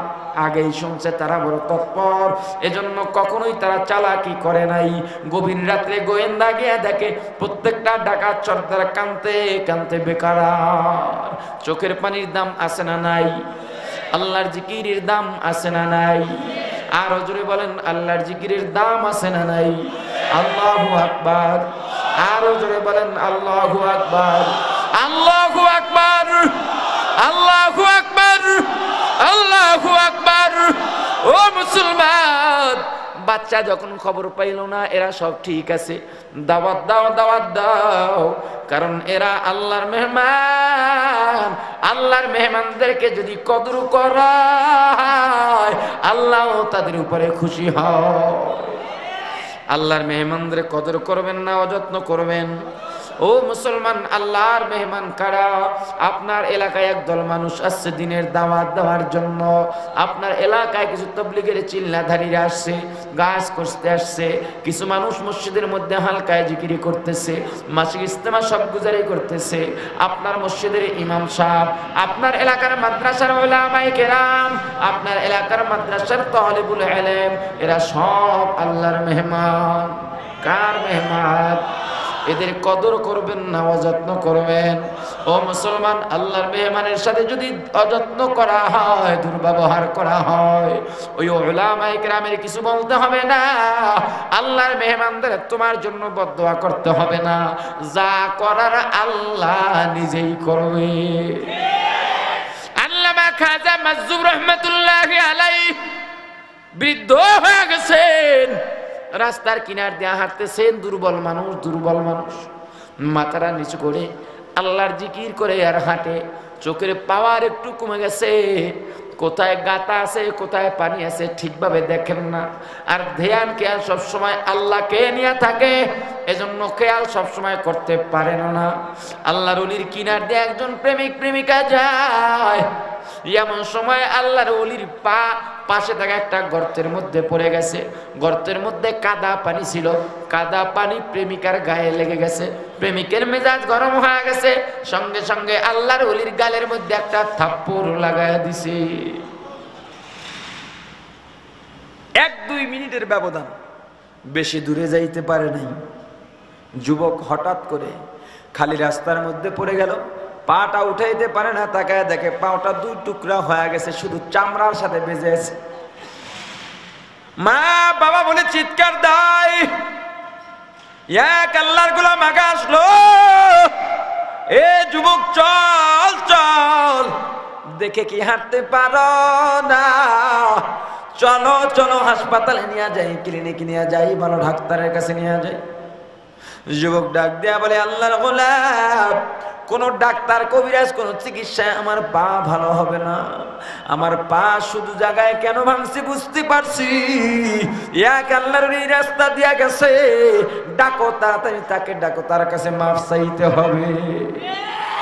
আউলিয়ারা কারিউকুবা ইখতিয়ার, জাহেলারা কারে দুনিয়া ইখতিয়ার, মোমেনো বা রায় দুনিয়া দোজখাস্ত, কাফেরু বা রায় দুনিয়া জন্নতাস্ত। আশিকারা মিল্লাত মাযহাব জুদাস্ত, আশিকারা মিল্লাত মাযহাব খোদাস্ত। আকাশে লক্ষ তারা এক চাঁদের আলো রে, হাজার মানুষ হইতে একজন আল্লাহর ওলি ভালো। আল্লাহর ওলি আসলেন, যুবক পায়ে পড়ে ক্ষমা চায়, ও আল্লাহর ওলি মাফ চাই, ক্ষমা চাই, আমাকে মাফ করে দেন, ক্ষমা করে দেন। আল্লাহর ওলি ডাক দিয়া বললেন, থাপ্পড় দিছিলা কেন? কয়, আমার প্রেমিকার গায়ে কাদা লাগছে, আপনার দেওয়া কাদা পানি, আপনার পায়ে লাগা কাদা পানি আমার প্রেমিকার গায়ে লাগছে, সহ্য করতে পারি নাই। আল্লাহর নবী ডাক দেয়া বলেন, যুবক, দুনিয়ার এক নাপাক প্রেমিকার অপমান তুমি সহ্য করতে পারো নাই, আমার গালে একটা থাপ্পড় দিয়া দিছো। এ যুবক, আর আল্লাহ তার বন্ধুর গালে থাপ্পড় কিভাবে সহ্য করবি বল? এ যুবক, বল বল, আল্লাহর বন্ধুর গালে থাপ্পড় আল্লাহ সহ্য করতে পারেন নাই, তোমাকে আল্লাহ ছোট্ট করে একটা থাপ্পড় দিয়া দিছে। আমার কিছু করার নাই, আমি তোমাকে ক্ষমা করলাম, তবে যা বলার আল্লাহর দরবারে বলো, দেখো আল্লাহ মাফ করেন কিনা। কারণ তোমার প্রেমিকার গায়ে কাদা লাগার পরে তোমার প্রেমিকা অন্যায় করে নাই, তুমি করছো। ও যুবক, আমার গালে থাপ্পড় দেওয়ার পরে আমিও তোমাকে কিছু বলি নাই, কে করেছেন জোরে বলেন, আরো জোরে বলেন। এবার বলেন তো রাজত্ব কার? আরো জোরে বলেন। আল্লাহর রাজত্বে রাজাগিরি চলবে কার? মুসলমান, বেটাগিরি দেখাইও না, রাজাগিরি দেখাইও না। আল্লাহ পাঠাইলেন আল্লাহর গোলামি করার জন্য। ও মুসলমান নেতা, আমি সন্ত্রাসী করার জন্য নয়, আল্লাহর রাজত্বে রাজাগিরি চলবে আল্লাহর। ও মুসলমান, তুমি একজন আল্লাহর গোলাম, এই পরিচয়ে নিয়েই গর্বিত মনে করো। না না, দুহাত তুলে আল্লাহর দরবারে দোয়া করো, আল্লাহ, আমি ধনী হইতে চাই না, বিল্ডিং এর মালিক হইতে চাই না, টাকা পয়সার দরকার নাই, পদবীর দরকার নাই, ক্ষমতার দরকার নাই রে মাওলা, তুমি আমাকে তোমার একজন খাঁটি গোলাম বানাও। বুজুর্গ কি নেহি হামকো জরুরত, গোলাম আপনা বানালে আয়ে খোদায়া। কার গোলাম হব? আল্লাহ পাঠাইলেন গোলামি করার জন্য মুসলমান। আল্লাহ পরিষ্কার ভাষায় জানা দিলেন, ওয়ামা খালাকতুল জিন্না ওয়াল ইনসা ইল্লা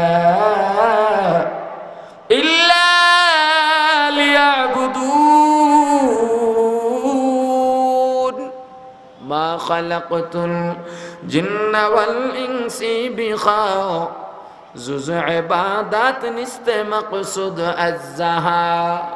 আল্লাহ ডাক দিয়া বলেন, বান্দা, আমি আল্লাহ পাঠাইলাম আমার গোলামি করার জন্য। আমরা তো দৈনিক কয়েকবারে স্বীকার করি, আল্লাহ আমি তোমার গোলাম, তুমি আমার মনিব। প্রত্যেক নামাজের মধ্যে সূরা ফাতিহা পড়ি কিনা? আরো জোরে বলেন, একটু বুঝে শুনে বললেন, প্রত্যেক নামাজের মধ্যে সূরা ফাতিহা পড়ি কিনা? আরো জোরে বলেন। জানাজার নামাজে পড়ি কিনা? পরে বলে, জানাজার নামাজে সূরা ফাতিহা আসেনি?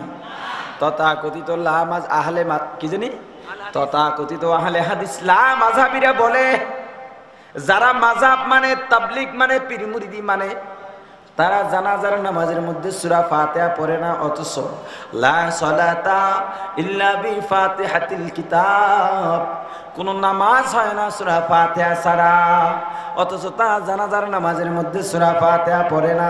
ও বেয়াকুফির দল, আসলে এই হাদিসের আমল তো আমরাই করি, তোরা করতেছো ভুল। আমার তো বুঝে আসে না, ওদের মতো গন্ড মূর্খ আর দুনিয়ার মধ্যে একটাও থাকতে পারে না। কারণ আমরা তো প্রত্যেক নামাজে সূরা ফাতিহা পড়ি। জানাজায় কেন পড়ি না জানো? জানাজা কোনো নামাজ নয়, জানাজা হলো দোয়া। জানাজা কি? যদি নামাজ হইতো রুকু কোথায়, সিজদা কোথায়, সূরা ফাতিহার পরে কিরাত কোথায়? জানাজার নামাজ নামাজ নয়, জানাজা দোয়া। যার কারণে জানাজার নামাজের পরে মাইয়িতকে সামনে রেখে আলাদা দোয়া করা জায়েজ নাই। যদি নামাজ হইতো জায়েজ থাকতো, কারণ ফরজ নামাজের পরেও দোয়া করা মুস্তাহাব।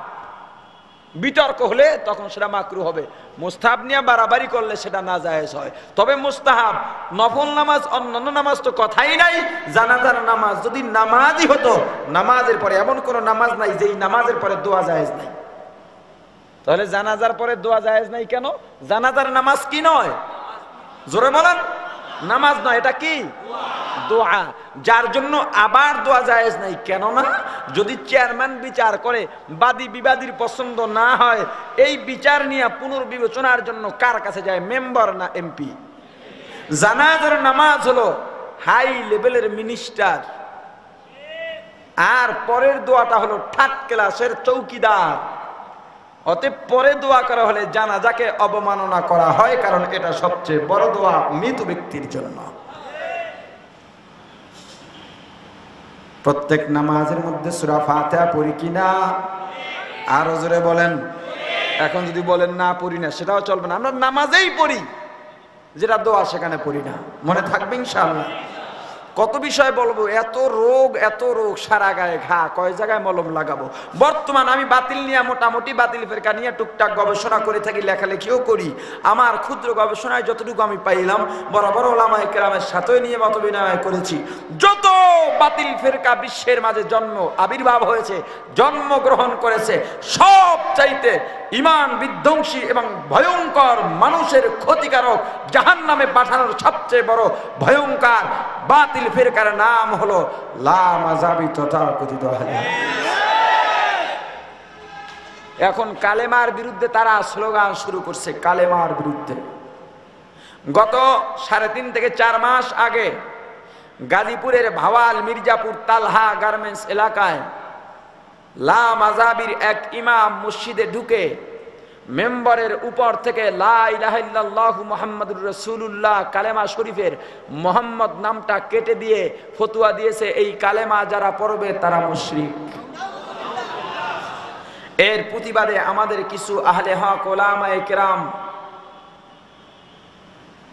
আপোষের বিতর্ক অনুষ্ঠান করতে চেয়েছিলেন, প্রতিবাদও করেছিলেন। লামাযাবিরা তাদের সন্ত্রাসী বাহিনী দিয়ে আমাদের 7 জন ইমামকে গাজী করেছেন, আহত করেছেন। আপনাদের পাশেই শাহ জাকারিয়া রহমাতুল্লাহ আলাইহি ইসলামী রিসার্চ সেন্টার, মুফতি মিজান সাহেব হুজুর, আমি আসছিলাম কদিন আগে, একটা মিটিং ছিল, সেখানে হুজুর বললেন তার মসজিদেও নাকি এরকম ফতুয়া 2 জন এসে দিয়ে গেছে মুসল্লিদের কাছে। কি বুঝলেন? যেই কালেমার উপরে ঈমান মবনি, কোন কাফের যদি মুসলমান হতে চায়, এই কালেমার সিঁড়ি ডিঙ্গাইয়া তারপরে মুসলমান হতে পারবে। ঠিক কিনা বলেন? আপনার সন্তানকে স্কুলে পড়ান আর ভার্সিটিতে পড়ান, সবার প্রথম শিক্ষা দেওয়া হয় লা ইলাহা ইল্লাল্লাহু মুহাম্মাদুর রাসূলুল্লাহ। কালেমার বিরুদ্ধে যারা নেমেছে, ও মুসলমান, চুপ থাকলে চলবে না। 92% মুসলমানের রাষ্ট্রেই বাংলার জমিন। আমাদের মধ্যে যতই ভাগ থাকুক, একটা জায়গা ছিল যেখানে কোনো দলাদলি ছিল না, কোনো মতভেদ ছিল না, সবাই কাঁধে কাঁধ মিলিয়ে নামাজে দাঁড়িয়ে যেত, সেই জায়গাটার নাম মসজিদ। সেখানেও লামাযাবিরা দ্বিধা দ্বন্দ্ব শুরু করে দিয়েছে, কেউ জোরে, কেউ আস্তে, কেউ উঠায়, কেউ উঠায় না। আমি মনে করি কালেমার বিরুদ্ধে লামাযাবিরা ফতোয়া দিয়ে কালেমার থেকে নবীজির নামটা কেটে লতিফ সিদ্দিকীর চেয়ে অন্যায় কম করে নাই। অতএব এই মাহফিল থেকে আমরা লামাযাবিদের প্রত্যেকটা সদস্যের ফাঁসি দাবি জানাই। কারণ কালেমা আমাদের হৃদয়ের স্পন্দন, কালেমা আমাদের জীবন, কালেমা আমাদের মরণ, কালেমাই আমাদের সবচেয়ে বড় সম্পদ। ঠিক কিনা বলেন? 92% মুসলমানের রাষ্ট্রেই বাংলার জমিন। আউলিয়া কেরামের পদধূলিতে ধন্য বাংলার জমিন। মসজিদের রাজধানী বলা হয় বাংলার জমিনকে, মাদ্রাসার ফ্যাক্টরিতে পরিণত হয়েছে বাংলার জমিন। এই বাংলার জমিনের আনাচে কানাচে আওয়াজ তুলতে হবে, প্রত্যেক লামাযাবির বিরুদ্ধে প্রতিরোধ করে তুলতে হবে, বিশ্ব জমিনকে দেখিয়ে দিতে হবে বাংলার জমিন পবিত্র জমিন, বাংলার জমিন আউলিয়া কেরামের জমিন। এই জমিনকে নবী দুশমনদের দ্বারা অপবিত্র করতে দেয়া হবে না, হবে না, হবে না।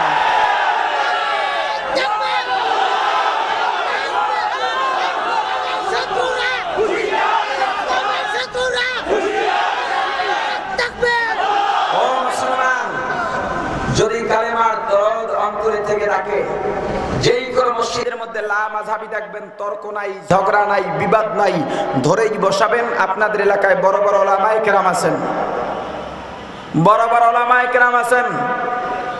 আর বর্তমানে আহলে সুন্নাত ওয়াল জামাতের অন্যতম তরজমানে আহলে সুন্নাত ওয়াল জামাত আপনাদের কাছেই আছেন।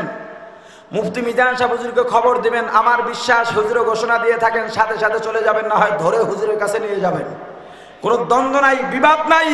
আমাদের নামাজের কাতারের মধ্যে যারা ফাটল সৃষ্টি করতে যায়, তাদের জায়গা বাংলার জমিনে হবে না।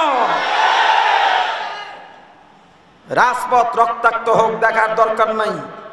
আমাদের মসজিদকে আমরা রক্ষিত রাখতে চাই। আমাদের মসজিদের নামাজের কাতারের মধ্যে ফাটল যারা ধরাবে তাদেরকে আমরা দাফন করে দেব ইনশাআল্লাহ। সবাই রাজি আছেন? আরো জোরে বলেন আল্লাহ কবুল করেন, বলেন আমিন। আরো জোরে বলেন আমিন। প্রত্যেক নামাজের মধ্যে সূরা ফাতিহা পড়ি কিনা? ও মুসলমান, সূরা ফাতিহার মধ্যে আমরাও স্বীকারোক্তি দিই, আল্লাহ আমরা তোমার গোলাম, তুমি আমাদের মনিব। আয় আল্লাহ তোমার কাছে সাহায্য চাই। ইয়াকা না'বুদু ওয়া ইয়াকা নাস্তাঈন।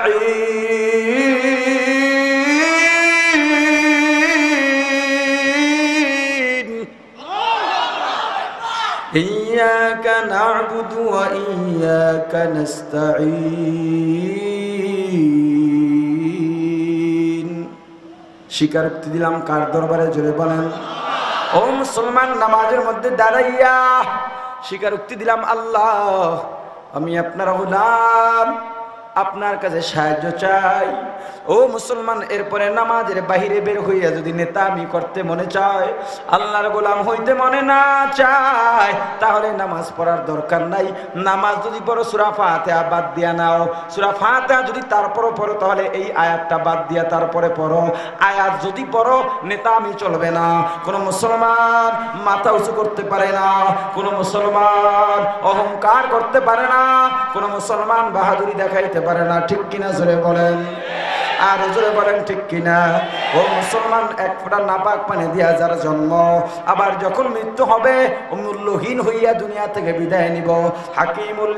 হাকিমুল ইসলাম হযরত কারি তৈয়ব রহমাতুল্লাহি আলাইহি বলেন, কোন মানুষ দুনিয়ার মধ্যে অহংকার করতে পারে না, কারণ যার জন্ম এক ফোঁটা নাপাক দিয়া আবার মৃত্যু হবে মূল্যহীন হইয়া, মাঝখানের সময়টা পায়খানা প্রসাবের বোঝা নিয়ে বেড়ায়, এই মানুষ দুনিয়ার মধ্যে কোনোদিন অহংকার করতে পারে না। আবার বলেন, আমরা গোলাম কার? আমাদের মনিবকে, হায়াতের মালিককে, রিজিকের মালিককে, শান্তি দেওয়ার মালিককে, সুস্থ রাখার মালিককে, অসুস্থ দেওয়ার মালিককে, ও মুসলমান সন্তান দেওয়ার মালিককে। ইন্না সালাতি ওয়া নুসুকি ওয়া মাহইয়ায়া ওয়া মামাতি লিল্লাহ ওয়া মামাতি লিল্লাহি রাব্বিল আলামিন।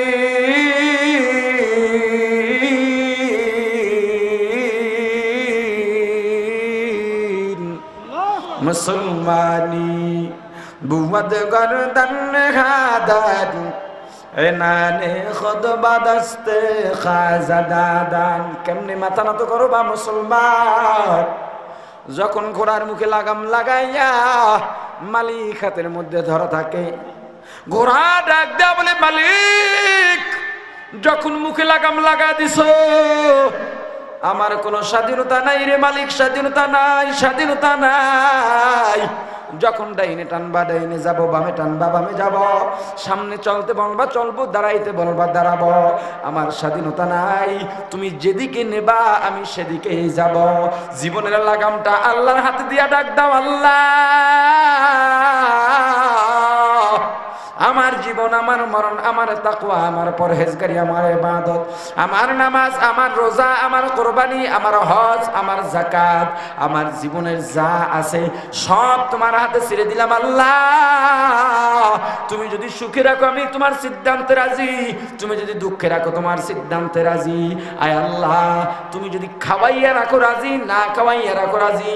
মোট কথা মাবুদ গো, আমি তোমার গোলাম হইয়া বাঁচতে চাই, তোমার গোলাম হইয়া মরতে চাই। ক্ষমতা কার? বাহাদুরি দেখাইয়া লাভ আছে? নমরুদ নাম্বার ছাড়া বেয়াকুফ, উঁচা পাহাড়ের উপর উঠছে, আল্লাহকে মারবে। কারে মারবে? আসমানের দিকে তীর নিক্ষেপ করছে। আল্লাহ তো বড় হিকমতওয়ালা, সবচেয়ে বড় হিকমতওয়ালা কি? আর হুজুরে বলে, আল্লাহ তীরের মাথায় একটু রক্ত লাগায়া দিলেন। নমরুদ এবার দৌড়ায়, ফুল পাগল হয়, রাস্তায় রাস্তায় দৌড়ায়, গলিতে গলিতে দৌড়ায় আর ডাক দিছে, সর সামনেতে সর, মুসার খোদারে মাইরা ফালাইছি, এখন রাজত্ব আমার, আমার সামনে আঙুল উঁচু করে কথা বলবি না, মাথা উঁচু করে দাঁড়াবি না, সবসময় সম্মান করবি, কারণ আমি তোদের নতুন খোদা। মুসার ইব্রাহিমের খোদা শেষ। আনন্দ উদযাপন এখনো শেষ হয় নাই। হঠাৎ একটা ল্যাংরা মশা নাকের মধ্যে ঢুকে গেছে, হেডকোয়ার্টারে গিয়া বসছে। আনন্দ শেষ। ল্যাংরা মশায় ল্যাংরা পা দিয়া লাথি মারে। নমরুদ মা বাবা বলে চিৎকার দেয়। দারোয়ান ডাক দিছে, মহারাজ কি হইছে? কয় নতুন খোদায়িত্ব পাইছি তো, অনেক বড় দায়িত্ব, যার জন্য মাথাটা মনে হয় ভারী হয়ে গেছে, ব্যথা করে, একটু চাপ দে, টিপ দে, দেখ কেমন লাগে। দারোয়ান মাথায় চিপ দেয়, কয় কেমন লাগে? কয় মজাই লাগে, আর একটু জোরে দিলে ভালো হয়। দারোয়ান জোরে দেয়, ভালো বেশি লাগে, কিন্তু দারোয়ান যত জোরে চাপ দেয়, যত জোরে টিপ দেয়, ওই ভিতর থেকে ল্যাংরা মশায় ল্যাংরা পা দিয়া লাথির জোর একটু বাড়াইয়া দেয়। একটা সময় কয় মহারাজ আর পারি না, আঙুল ব্যথা হয়ে গেছে। কত বড় ষড়যন্ত্র করুয়া! সবচেয়ে বড় ষড়যন্ত্রকারী কে? বড় ষড়যন্ত্র নস্যাৎকারী কে? ওয়া মাকারু ওয়া মাকারাল্লাহ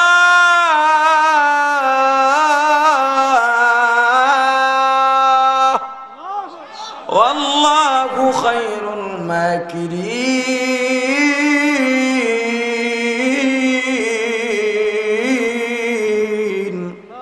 قادر قدرت داري بركمال أنت ربي أنت حسبي ذو الجلال।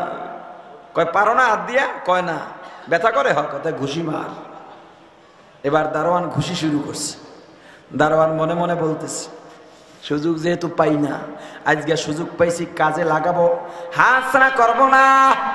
জীবনে ঘুষানে কম ঘুষাও নাই, লাইতানে কম লাইতাও নাই। সুযোগ যেহেতু পাইছি, জুতা পিটা কইরা ছাড়ু।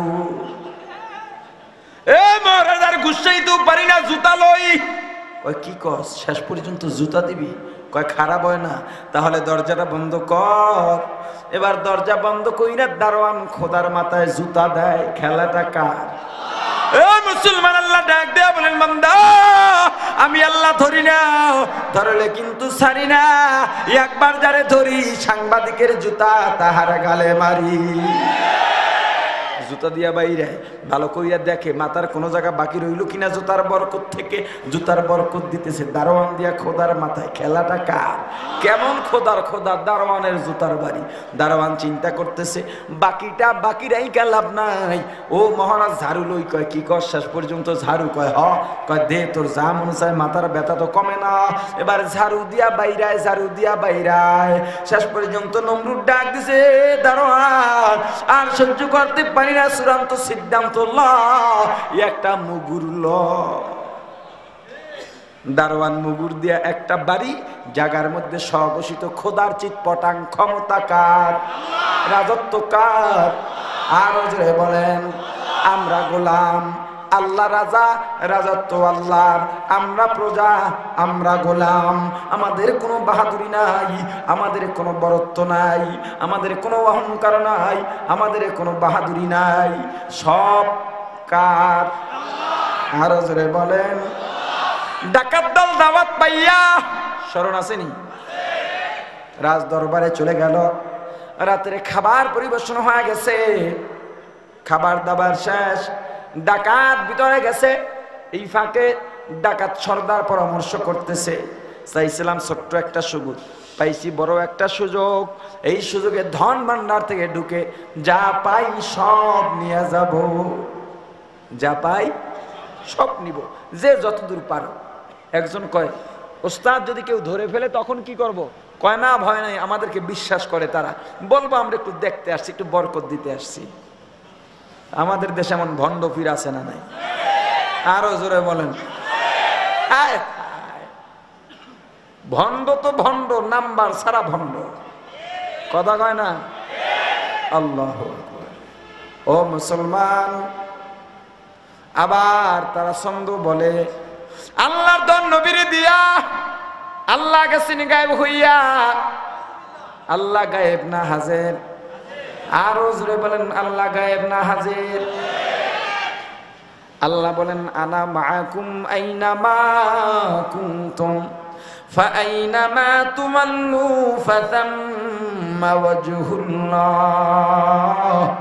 নাহনু আকরাবু ইলাইহি মিন হাবলিল ওয়ারিদ।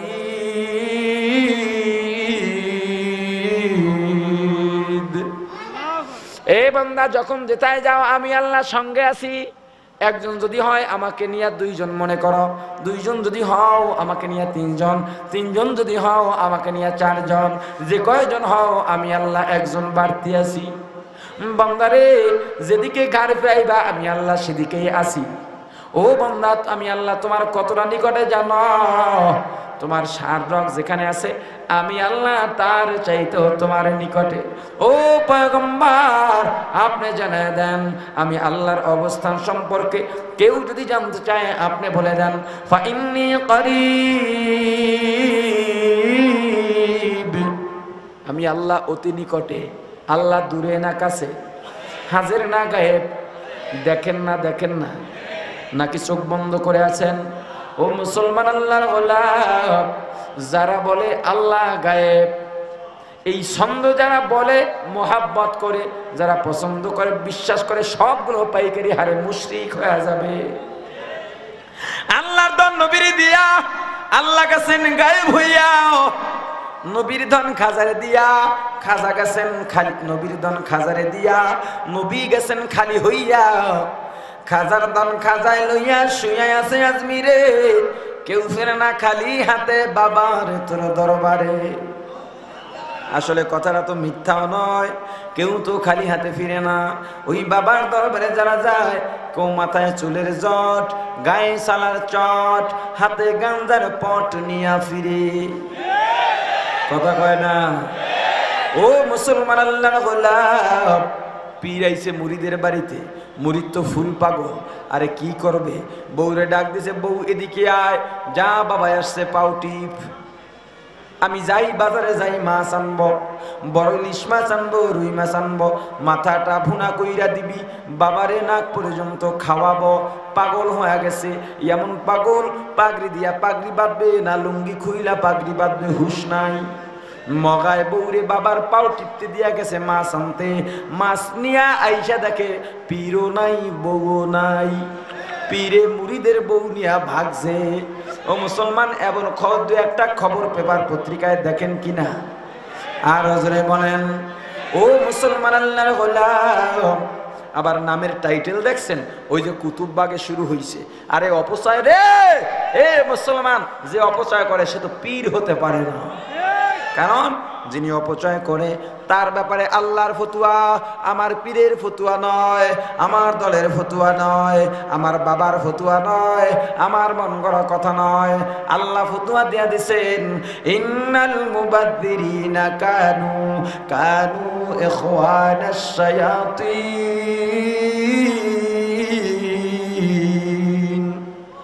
শয়তানের ভাই যারা অপচয় করে, কার ফতুয়া? আর ওসরে বলেন আল্লাহর ফতুয়া। যেটা শয়তানের ভাই সে আবার পীর হয় কেমনে? ওরে টাইটেল ওই ব্যানারে লিখে দেয়, আমরা দেখে আসছি আসার সময়। ও মুসলমান ইমানদার, নিজের নামটাও খুঁজে পাওয়া যায় না, তবে নামের সাইজটা একটু বড় হয়, এজন্য বোঝা যায় এটা তার নাম। এত টাইটেল দিয়া কোনো হক্কানি আল্লাহওয়ালাকে চিনানোর প্রয়োজন হয় না, ঠিক কিনা? এমবিবিএস ডাক্তার একজন ক্যানভাসার পার্থক্য আছে না নাই? ক্যানভাসার কি করে? রাস্তার মোড়ে দাঁড়াইয়া একটা সাউন্ডবক্স লইয়া মানুষের কাছে বলে, আসো অমুক ডাক্তার থেকে ফেল হয়েছে, দেখো আমার থেকে ভালো হইয়া গেছে, তোর থেকে যদি এত ভালো হয় তাহলে রাস্তায় নামলি কেন? রাস্তায় নামলি কেন? কারণ ও জানে আমি আসলে কিছুই পারি না। এখানে দুই একটা চাপাবাজি যদি না সারি, দুই একটা চাপা যদি না থাকে, তাহলে আমি ঔষধ বিক্রি করতে পারবো না, পেটও চালাতে পারবো না। কিন্তু এমবিবিএস ডাক্তার চিপার গলির মধ্যে থাকে, চেম্বার কেউ জানে না, চেনে না, তবু এক সপ্তাহ আগে ফোন দিয়ে সিরিয়াল নেওয়া লাগে, ঠিক কিনা? ও মুসলমান, তবলিগের বিশাল ইজতেমা হয়, বিশ্ব ইজতেমা হয়, বাংলাদেশের মোড়ে মোড়ে বড় বড় গেট সাজানো হয়, কথা কয় না? চরমনায়ের বিশাল মাহফিল হয়, লক্ষ লক্ষ মানুষ যায়। রাস্তায় মানুষের ঘরে ঘরে বাথরুমে বাথরুমে পোস্টার লাগাইন আছে, কথা কয় না? বড় বড় অ্যাডভার্টাইজ আছে, ডায়ালগ আছে, টাইটেল আছে। আরে পীর বাবার টাইটেল কেন জানো? ও তো পীর নয়, ও তো ক্যানভাসা। এ মুসলমান এমন এক টাইটেল বলা পীর ওয়াজ করার জন্য গেছে।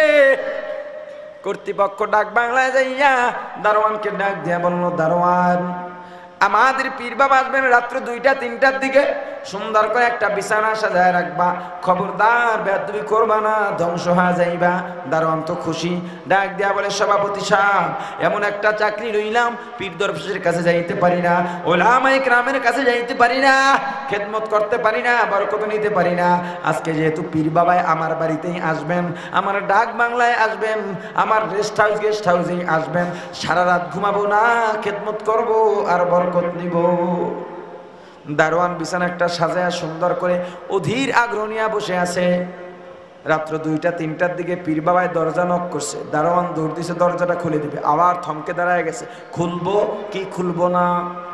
যদি খুলে দেই, যদি ডাকাত দল হয় বড় সর্বনাশ হয়ে যাবে, একটু পরিচয় নেই।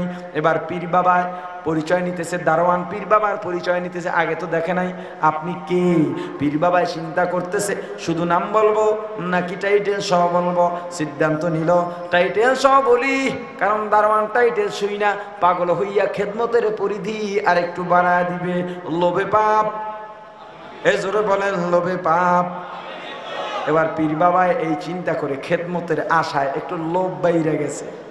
এবার বাবায় পরিচয় দিতেছে, আমি শাহ সুফি সৈয়দ আল হাসানি ওয়াল হুসাইনি ওয়াল কুরাইশি মুজাদ্দিদ জামান, গুলিস্তানের কামান, সদরঘাটের বিমান, বিশ্ব আশিক শয়তান, আন্তর্জাতিক বেঈমান, অলিকুল শিরোমণি, মাহবুবে সুবহানি, কুতুবে রব্বানি, সারা গায়ে চুলকানি, জনাব সারাগালি মুজাদ্দিদি, নকশবন্দি বস্তাবন্দি।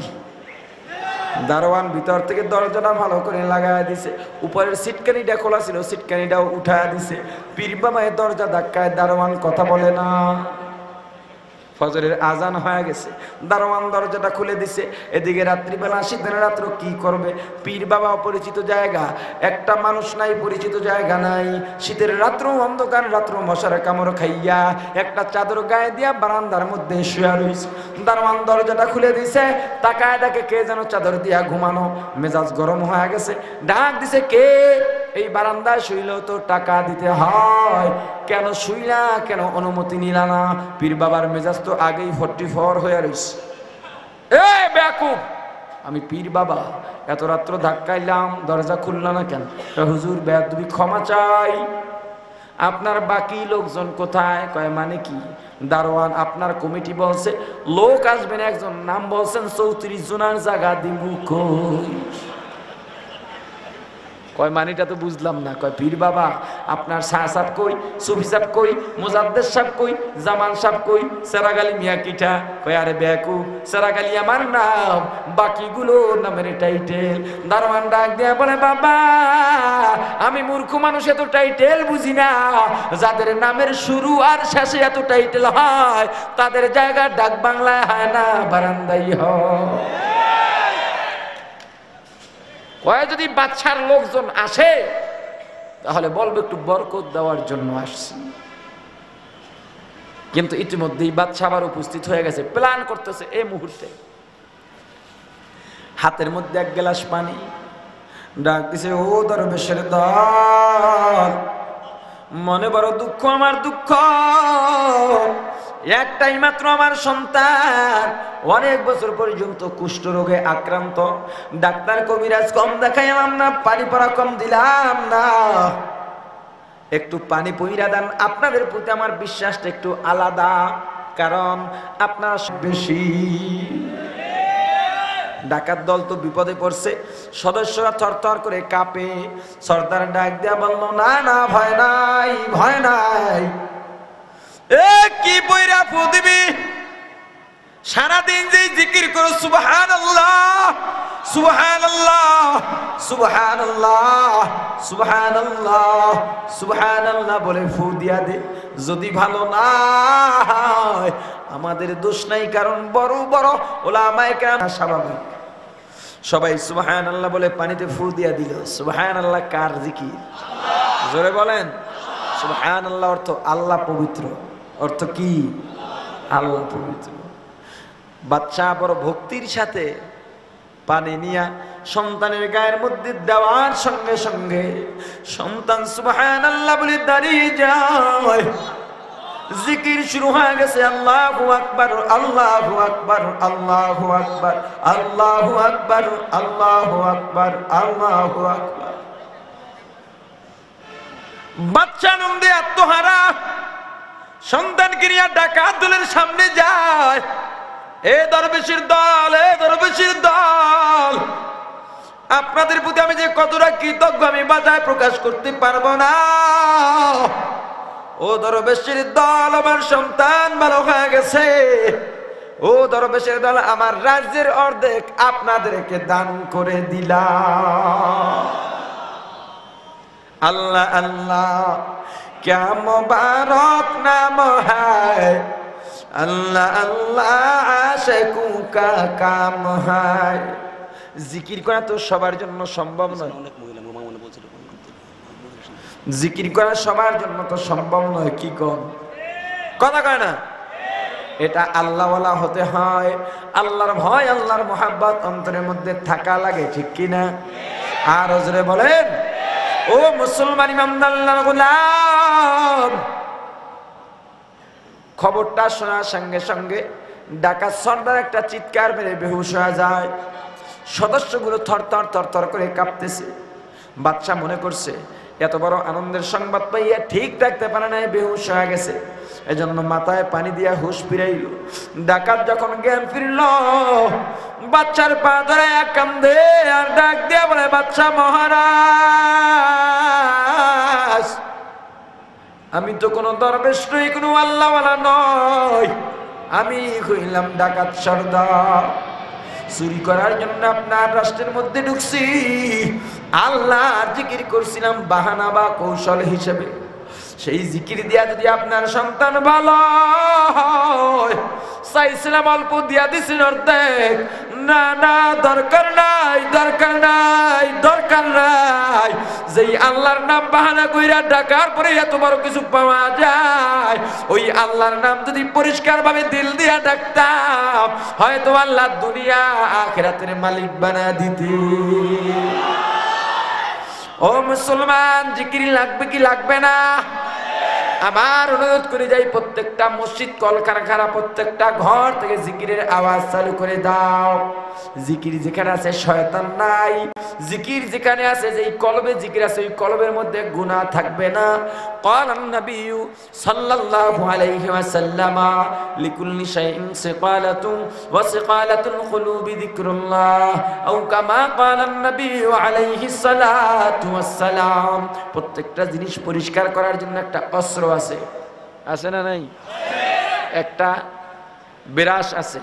প্রত্যেকটা জিনিস পরিষ্কার করার জন্য একটা যন্ত্র আছে। মানুষের কলবের গুনাহ পরিষ্কার করার জন্য অস্ত্র হইল মাওলার জিকির। ও মুসলমান ইমানদার, জিকির বেশি বেশি করলে ফায়দা কি? ফাদকুরুনি আযকুরুকুম। তুমি আল্লাহর জিকির করবা, আল্লাহ তোমাকে স্মরণ করবেন। আল্লাহ যার স্মরণ করবেন, আল্লাহ যার জিকির করবেন, ওই বান্দার দুনিয়ার মধ্যে কোনো ভয় থাকতে পারে না, ঠিক কিনা? এই জিকির কি শুধু পুরুষেরা করবে নাকি মহিলারাও করবে? আর জোরে বলেন। ও মুসলমান, কবে করবেন? মারা যাওয়ার আগে না পরে। কবে মারা যাবেন জানা আসেনি? ও মুসলমান, যদি না জানা থাকে গুনার কাজ কেন করেন বাবা? কারণ দুনিয়াতে আসার একটা সিরিয়াল আছে, দুনিয়া ছেড়ে যাওয়ার কোনো সিরিয়াল নাই। আসার ক্ষেত্রে আগে দাদা, তারপরে বাবা, তারপরে সন্তান, তারপরে নাতির জন্ম হয়। কিন্তু দুনিয়া ছেড়ে যাওয়ার ক্ষেত্রে দাদার আগে নাতি চলে যায়, বাবার আগে সন্তান চলে যায়, স্বামীর আগে স্ত্রী চলে যায়। সিরিয়াল ভাবেও হয়, ঠিক কিনা? ও মুসলমান, গত 4.5 থেকে 5 বছর আগের ঘটনা আপনাদের ঢাকার মিরপুর 11:30 মধ্যে ঘটেছিল। বাংলাদেশের জাতীয় এক দৈনিক দৈনিক কালের কণ্ঠের শেষ পৃষ্ঠার শিরোনামের নিচে লেখা আসছিল, বাবা মা ছোট্ট 5-6 বছরের শিশু একত্রে ঘুমায় গেছে, ফজরের আজান হয়ে গেছে, বাবা নামাজের জন্য মসজিদের মধ্যে চলে যান। ছোট্ট শিশুর ঘুম ভেঙে গেছে, উঠে দেখে মায়ের চক্ষু দুইটা বন্ধ। মাকে ধাক্কা দিল, মা ঘুমের থেকে জাগো, আমার ক্ষুধা লাগছে, খাবার দাও। না, মা ঘুম থেকে জাগে না। আবার ডাক দিছে, মা গো ঘুমের থেকে জাগো। না, মায়ের কোনো সারা শব্দ নাই। কয়েকবার ডাক দেওয়ার পর যখন দেখে মা চক্ষু মেলে তাকায় না, ছোট্ট শিশু মায়ের কিনারায় বসে চোখের পানি ছেড়ে কান্দে। এটাই তো শিশুদের বৈশিষ্ট্য, কোনো জিনিস দিয়ে একবার চাওয়ার পরে যদি না পায় চোখের পানি ছেড়ে কান্দে, ঠিক কিনা?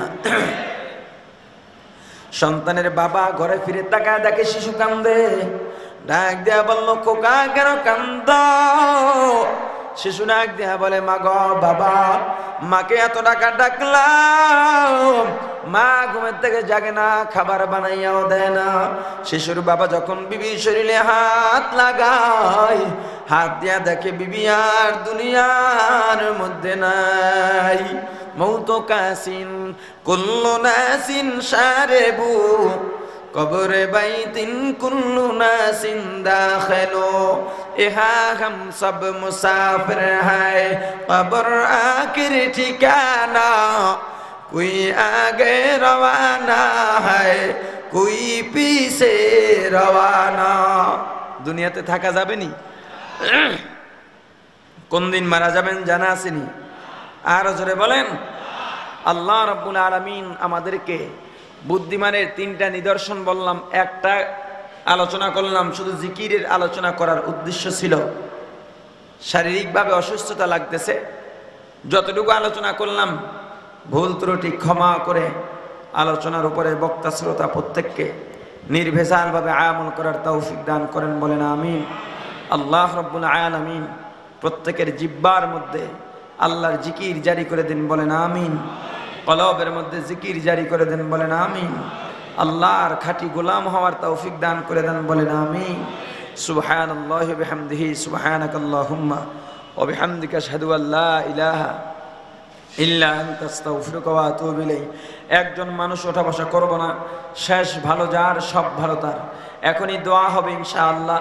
ইবলিস কিন্তু আপনাকে চায় এখান থেকে নিয়ে যাইতে দোয়া না করাইয়া, কারণ ইবলিস জানে আপনি যদি চোখের পানি ছেড়ে কাঁদেন তাহলে আল্লাহ আপনাকে মাফ করে দিবেন। আপনি যদি না কাঁদেন, এখানে যে কাঁদবে তাকে উসিলা করে আল্লাহ মাফ করে দিবেন। ইবলিসের জ্বালা পোড়াটা এখানেই, যে সারা জীবন তোমাকে নিয়ে যুগ যুগ ধরে সাধনা করলাম, তুমি যদি দোয়া করো আল্লাহ যদি মাফ করে দেন তো আমার সাধনার কি হবে? ইবলিসের সাধনাই কি আপনারা পূর্ণ করবেন না বৃথা করে দিবেন? জোরে বলেন। সবার কাছে দোয়া চাই, এলাকার জন্য দোয়া করবেন। এই মাহফিলটা যে সমস্ত ভাইয়েরা খুব কষ্ট করছেন, বিশেষ করে মামুন আহমদ ভাই, উনি আমার মাদ্রাসায় 2বার গিয়েছেন এই তারিখের জন্য, অনেক সিস্টেম করে। সম্ভবত আজকের মাহফিলটা রংপুরে ছিল, আমার জানা নাই, ইমাম সাহেব হুজুর বলতে পারবেন। কোনো একটা সিস্টেম করে আপনাদেরকে এই তারিখটা আমি দিয়েছিলাম। তাদের ভালোবাসা দেখে, মোহাব্বত দেখে, অনেক দূর থেকে তারা ইন্টারনেট থেকে ওয়াজ বের করে, ঠিকানা বের করে সংগ্রহ করে ওখানে গিয়েছিলেন বিধায় তাদের ভালোবাসার কাছে হার মেনে আপনাদের মাঝে উপস্থিত হতে পেরেছি। আপনাদের দোয়া নেওয়ার সৌভাগ্য আমার হয়েছে। সকলের কাছে দোয়া চাই, এলাকার জন্য দোয়া করবেন। আগামী বছর যাতে এই মাহফিল আরও বড় হয়, আরও বড় বড় ওলামায়ে কেরাম এনে আপনারা 50,000-এর কাছাকাছি নগদ টাকা, আমার ব্যক্তিগত ল্যাপটপ, অনেকগুলো মোবাইল ডাকাতি হয়ে গেছে, অনেক বড় লোকসানও আমরা পড়ে গেছি। সবচেয়ে বড় দুঃখ পেয়েছি, ল্যাপটপের মধ্যে আমার লিখিত 5টা বই ছিল, একটা ছিল এই লামাযহাবীদের সম্পর্কে, ওদের কিছু সহি দলিল আছে সেগুলো সংগ্রহ করেছি, এবং সেই দলিলগুলোর চেয়ে আমাদেরটা তারজি দিয়েছি, আমাদের সহি দলিল দিয়া বড় আফসোস সেটা চলে গেছে। এই 1 মাসের মধ্যে বের হতো, চরমনের ফাল্গুনের মাহফিলে বইগুলো যেত। দোয়া করবেন, সামনের বছর ওলামায়ে কেরামের সাথে পরামর্শক্রমে আমরা দাওরা পর্যন্ত খুলতেছি। ওলামায়ে কেরাম বলেছেন, মুরব্বীরা বলেছেন, তোমার এখানে যেহেতু আমলের ট্রেনিংও হয়, অতএব কিছু ছাত্র গড়া দরকার, দাওরা পর্যন্ত খোলো। আসলে বলা সহজ, করা কঠিন। দাওরা পর্যন্ত খুললে শুধু শিক্ষক বেতন বেড়ে যাবে মাসে 2 লক্ষ টাকা, ছাত্রদের থেকেও তেমন টাকা নেই না। 1000 2 একজন আছে 1500, বাকিগুলো 500 800, খাওয়া দাওয়াও খারাপ নাই, 3 বেলা খাবার, 3 দিন গোস্ত, প্রতিদিন মাছ, পেট ভরে খায়। দোয়া করবেন, আল্লাহই চালাবেন। আপনাদের কাছে দোয়া চাই, আমিও আপনাদের জন্য দোয়া করি। মাদ্রাসায় সকলকে দাওয়াত দিয়ে গেলাম, আর আমার চাওয়ার তেমন কোনো অভ্যাস নাই। এরপর আপনারা যদি মনে করেন যে হুজুর আমরা শরীক থাকবো, দোয়া করবো ইনশাআল্লাহ। এখানে দোয়ার পরে যখন সাক্ষাৎ হবে, মুসাহাবা হবে, তখন দিয়া যায়, বইলে দিন এটা মাদ্রাসার জন্য। এখন তো পড়েন, একটা মুস্তাকিল বিষয় নিয়ে আলোচনা করতে হবে। ওয়াজ তো সব পুরুষ মহিলা সবার জন্যই সমান। কেউ কথা বলবে না? দোয়া একবার আলহামদু, 3 বার কুল হুয়াল্লাহ, কয়েকবার দুরূদ শরীফ পড়েন। বিসমিল্লাহ।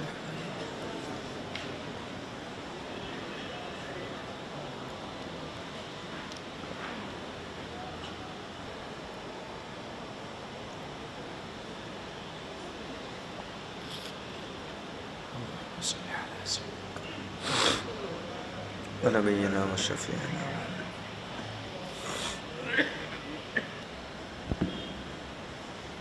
صلى الله عليه الله ربي من كل ذنب। মা বোনদের পক্ষ থেকে একটা অনুরোধ এসেছিল তাদের ব্যাপারে বয়ান করার জন্য। আসলে সেটা করতে হলে মুস্তাকিল আলাদা কোনো বিষয়, আলাদাভাবেই তাদের বিষয়ে আলোচনা করতে হয়, তাদের অধিকার, মর্যাদা, পর্দা সম্পর্কে। যদি আল্লাহ কোনোদিন সুযোগ দেন আলোচনা করব। আর ওয়াজ শুধু পুরুষের জন্য নয়, এতক্ষণ যত বয়ান করলাম মহিলা পুরুষ সবার জন্যই সমান। আপনারাও ঘরের মধ্যে জিকির করেন, সন্তান গর্বে রেখে জিকির করেন। আপনার সন্তানটা আব্দুল কাদের জিলানী হবে, অসুবিধা নেই ইনশাআল্লাহ, সন্দেহ নাই। জিকির করতে থাকেন, নারী পুরুষ সবাই। এই একটা আমল করেন। ওয়াজ হাজার আমল বলা হয়, একটা আমল আজকে বললাম, যে এই আমলটা করেন অন্তত। সবাই জিকিরটা চালু করে দেন ইনশাআল্লাহ। অন্যান্য আমল তো লাগবেই, জিকিরটা বিশেষ আমল হিসেবে জিকিরটা চালু করে দেন ইনশাআল্লাহ। আল্লাহুম্মা সালাম।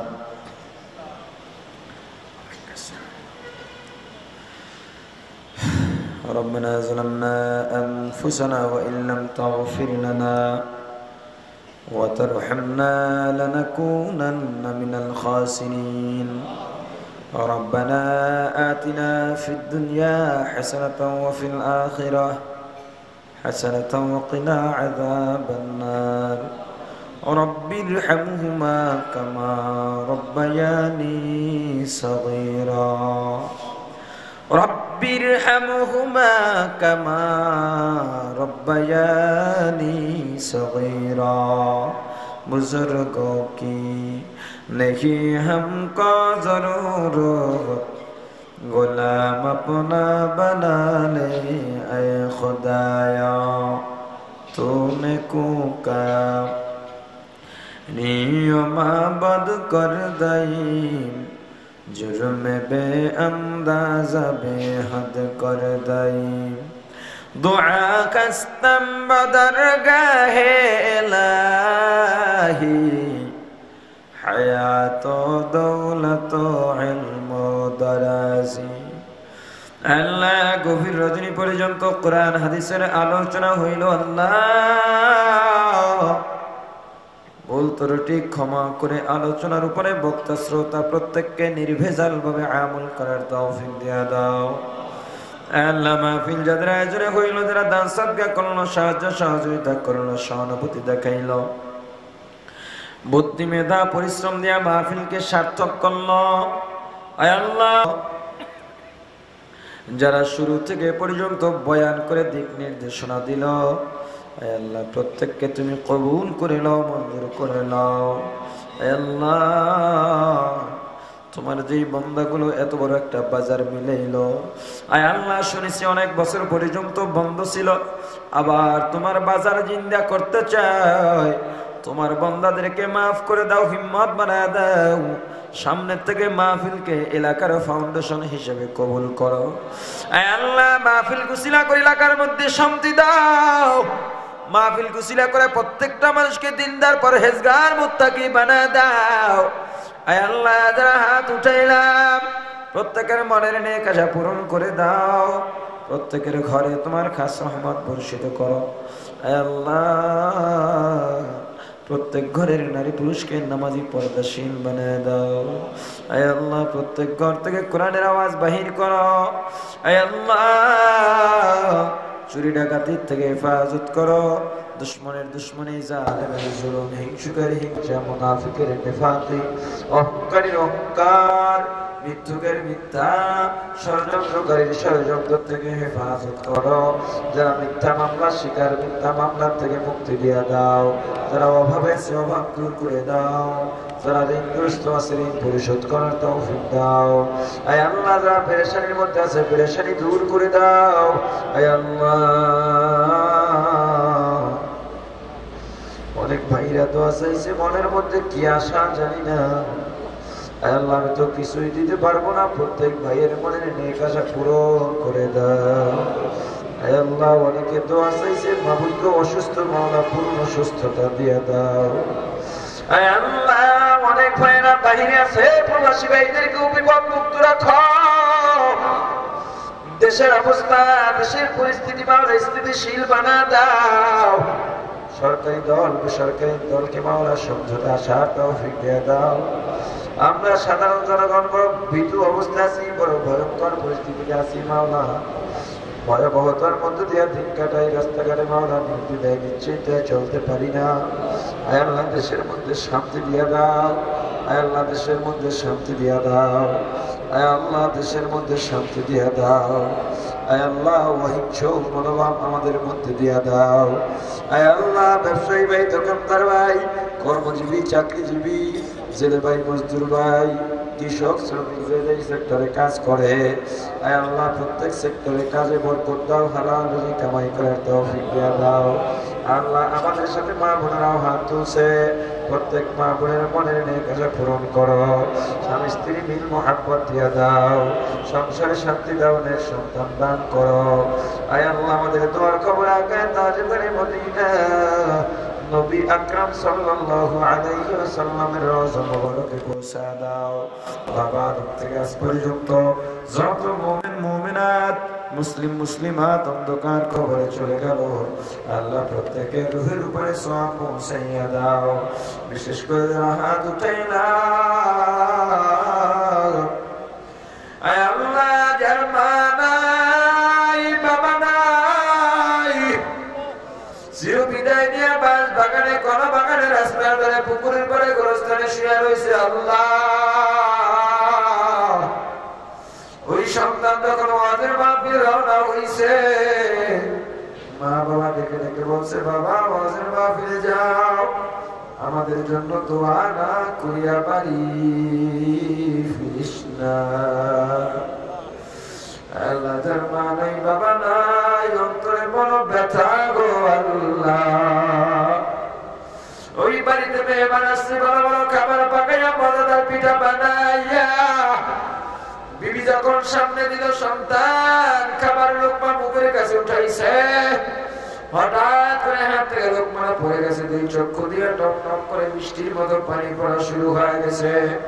খানার প্লেট সামনের দিকে সরাইয়া সন্তান কান্দে, বিবি ডাক দেয়া বলো, স্বামী কি হইল, খাবেন না? কয় না, খাইতে মনে চায় না, কারণ আমার মৃত মা বাবার চেহারা দুইটা আমার চোখের সামনে ভেসে উঠছে।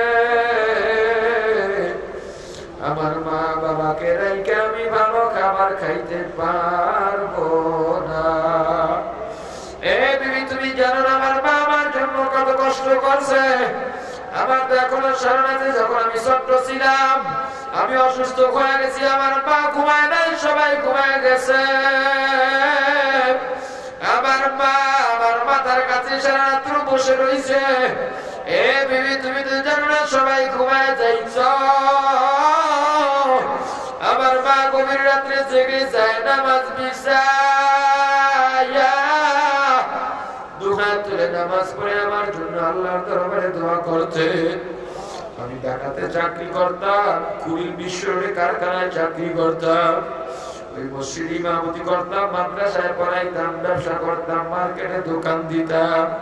হঠাৎ একদিন দেখি বাবার ফোন আসছে, বাবা ডাক দিয়ে বলে, ও খোকা আয় বাড়িতে আয়, বাবা বাড়িতে আয়। আমি বললাম, বাবা গো 1 মাস পরে যাব, এখন কাজের চাপ।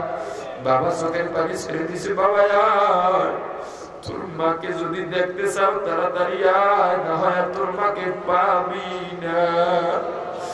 আমি মনে করছি মা বাঁচবে না, অসুস্থ হয়ে গেছে, পাগল পাওয়া দৌড় দিছি, আমার নেওয়া নাই, খাওয়া নাই, ঘুম নাই। আরে আমি বাড়িতে যাবো, তা তো আমার মাও জানতো না কখন বাড়িতে গিয়া খুঁজবো। ওই রাত্র 2টা বাজুক 3টা বাজুক যে কোনো সময় বাড়িতে যাইতাম, গিয়া দেখি আমার মা আমার পথের দিকে তাকাই আবার অপেক্ষা করতেছে। গিয়ে দেখি আমার মা শুকায় গেছে, চক্ষু 2টা গর্তের মধ্যে ঢুকে গেছে। আমার বাবার সাথে রাগারাগি করলাম, ও বাবা আমার মায়ের দিকে কেন খেয়াল রাখলা না? আমার মায়ের যত্ন কেন নাও নাই? মা কেন শুকাইয়া গেছে? আমার বাবা ডাক দেয়া বলে, খোকা রাগ করিস না বাবা, ভুল বুঝিস না। তোর বাবা তোর মা কিছু খায় না, কিছু মুখে দেয় না। আমি তো বারবার তোর মাকে ডাক দেই, কিন্তু সবসময় দেখছি তোর মা ভালো ভালো খাবার পাকাইয়া মজাদার পিঠা বানাইয়া সবাইকে ভাগ করে দেয়, কিন্তু তোর মা কখনো মুখের মধ্যে দেয় না। শুধু ঘরের কাজ কর্ম শেষ করে দরজায় গিয়া তোর পথের দিকে তাকাইয়া তাকাইয়া কাঁদে। আর চোখের পানি ছেড়ে দোয়া করে, আল্লাহ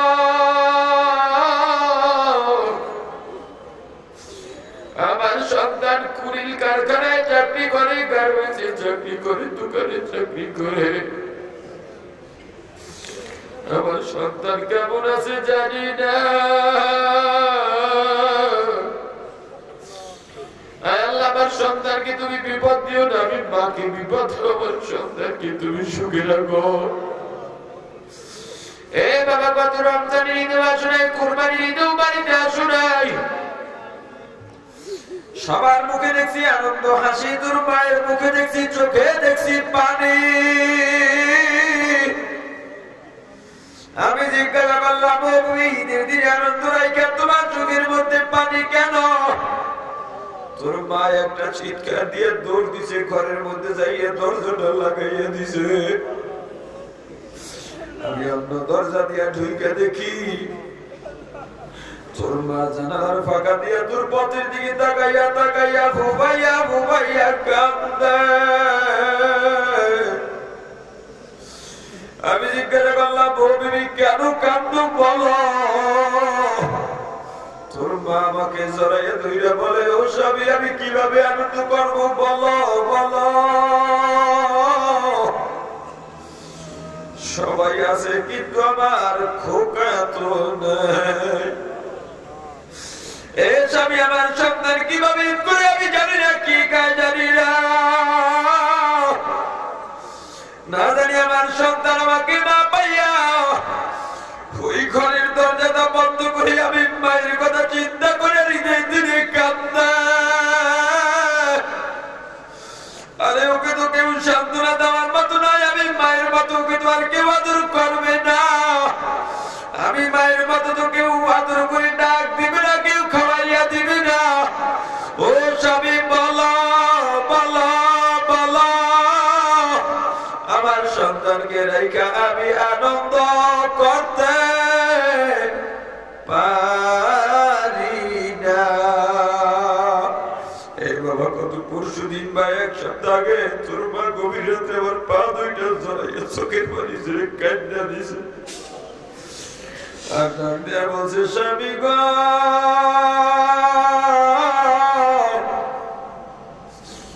কতদিন হয়ে গেল আমার সন্তানের মুখটা দেখি একটু পানি দেন, মানে আমার কলিজাটা ফিরে যায়। স্বামী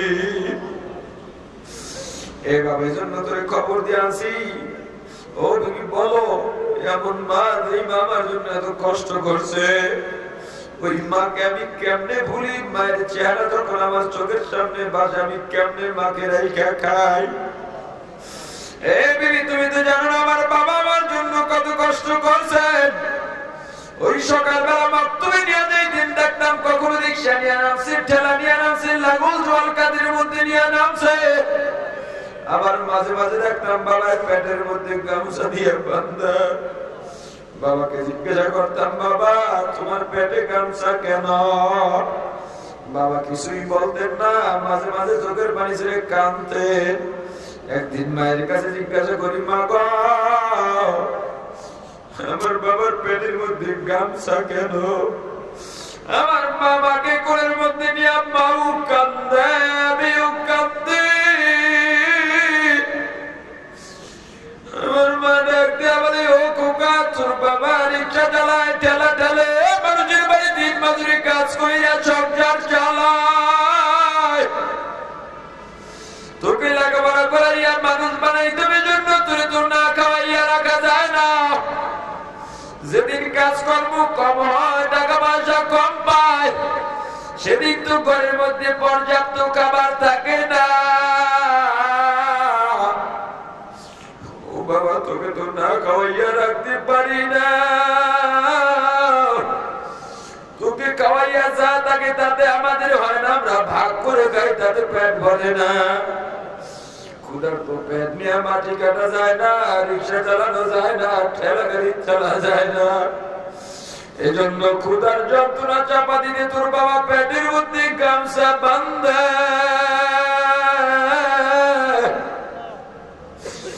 ও বিবি, সেই মা বাবার মাথার গাম পায় পায় রক্ত পানি করা কামাই দিয়ে আজকে বিল্ডিং উঠাইয়া ঘুমাই। বৃষ্টি দিনের বিল্ডিং এর ছাদের পানি করে, চালের পানি গড়াইয়া গড়াইয়া আমার মা বাবার কবরে যায়, খবর নিতে পারলাম না। আজকে শীতের রাত্র কত ল্যাপ্ত সাদিম কম্বল দিয়ে রবির ঘুমাই, অথচ আমার মা দুঃখী নাকি পাতলা পাঁচখানা সাদা কাপড়ে প্যাকেট বানাইয়া আমার বাবাকে তিনখানা পাতলা কাপড়ের প্যাকেট বানাইয়া এমন জায়গায় রাখছি যেখানে দিনে ও মানুষ চাইতে বড় ভয় পায়। ও বিবি, মা বাবার কথা আমার মনে পড়ছে। আর আজকে আমি খাইতে পারবো না, কারণ মা বাবা তো আমাকে না দিয়া খায় নাই। ও বিবি, আমি একটু মা বাবার কবরের কাছে যাব, মা বাবা তো আমার দিকে তাকায় রইছে। আল্লাহ তাকায় দেখো, কোন সন্তান মা হারাইয়া বাবা হারাইয়া তোমার দরবারে চোখের পানি ছেড়ে মা বাবার জন্য কান্দে। আল্লাহ সন্তানের দোয়া উসিলা করিয়া প্রত্যেকের মা বাবার কবর গুলো জান্নাতের বাগান বানাইয়া দাও। আল্লাহ আমাদের আত্মীয় স্বজন, দাদা দাদি, নানা নানি, শ্বশুর শাশুড়ি, ভাই বন্ধু, পাড়া প্রতিবেশী, মুতাআল্লিকিন, মুহিব্বিন, উস্তাদ, শাগির্দ, পীর, মুরিদ, স্বামী, স্ত্রী, যারা অন্ধকার কবরে চলে গেল, প্রত্যেকের রুহের উপরে সওয়াব পৌঁছাইয়া দাও। আয় আল্লাহ, আমরা যারা বেঁচে আছি নেক হায়াত দারাজ করো, ঈমানকে মজবুত করে দাও, নির্ভেজাল নেক আমল বেশি বেশি করার তৌফিক দিয়া দাও। আয় আল্লাহ, খাঁটি মুসলমান না বানাইয়া অন্ধকার কবরে ডাক দিও না। সুবহান রাব্বিকা রাব্বিল ইজ্জাতি আম্মা ইয়াসিফুন ওয়া সালামুন আলাল মুরসালিন والحمد لله رب العالمين. السلام عليكم.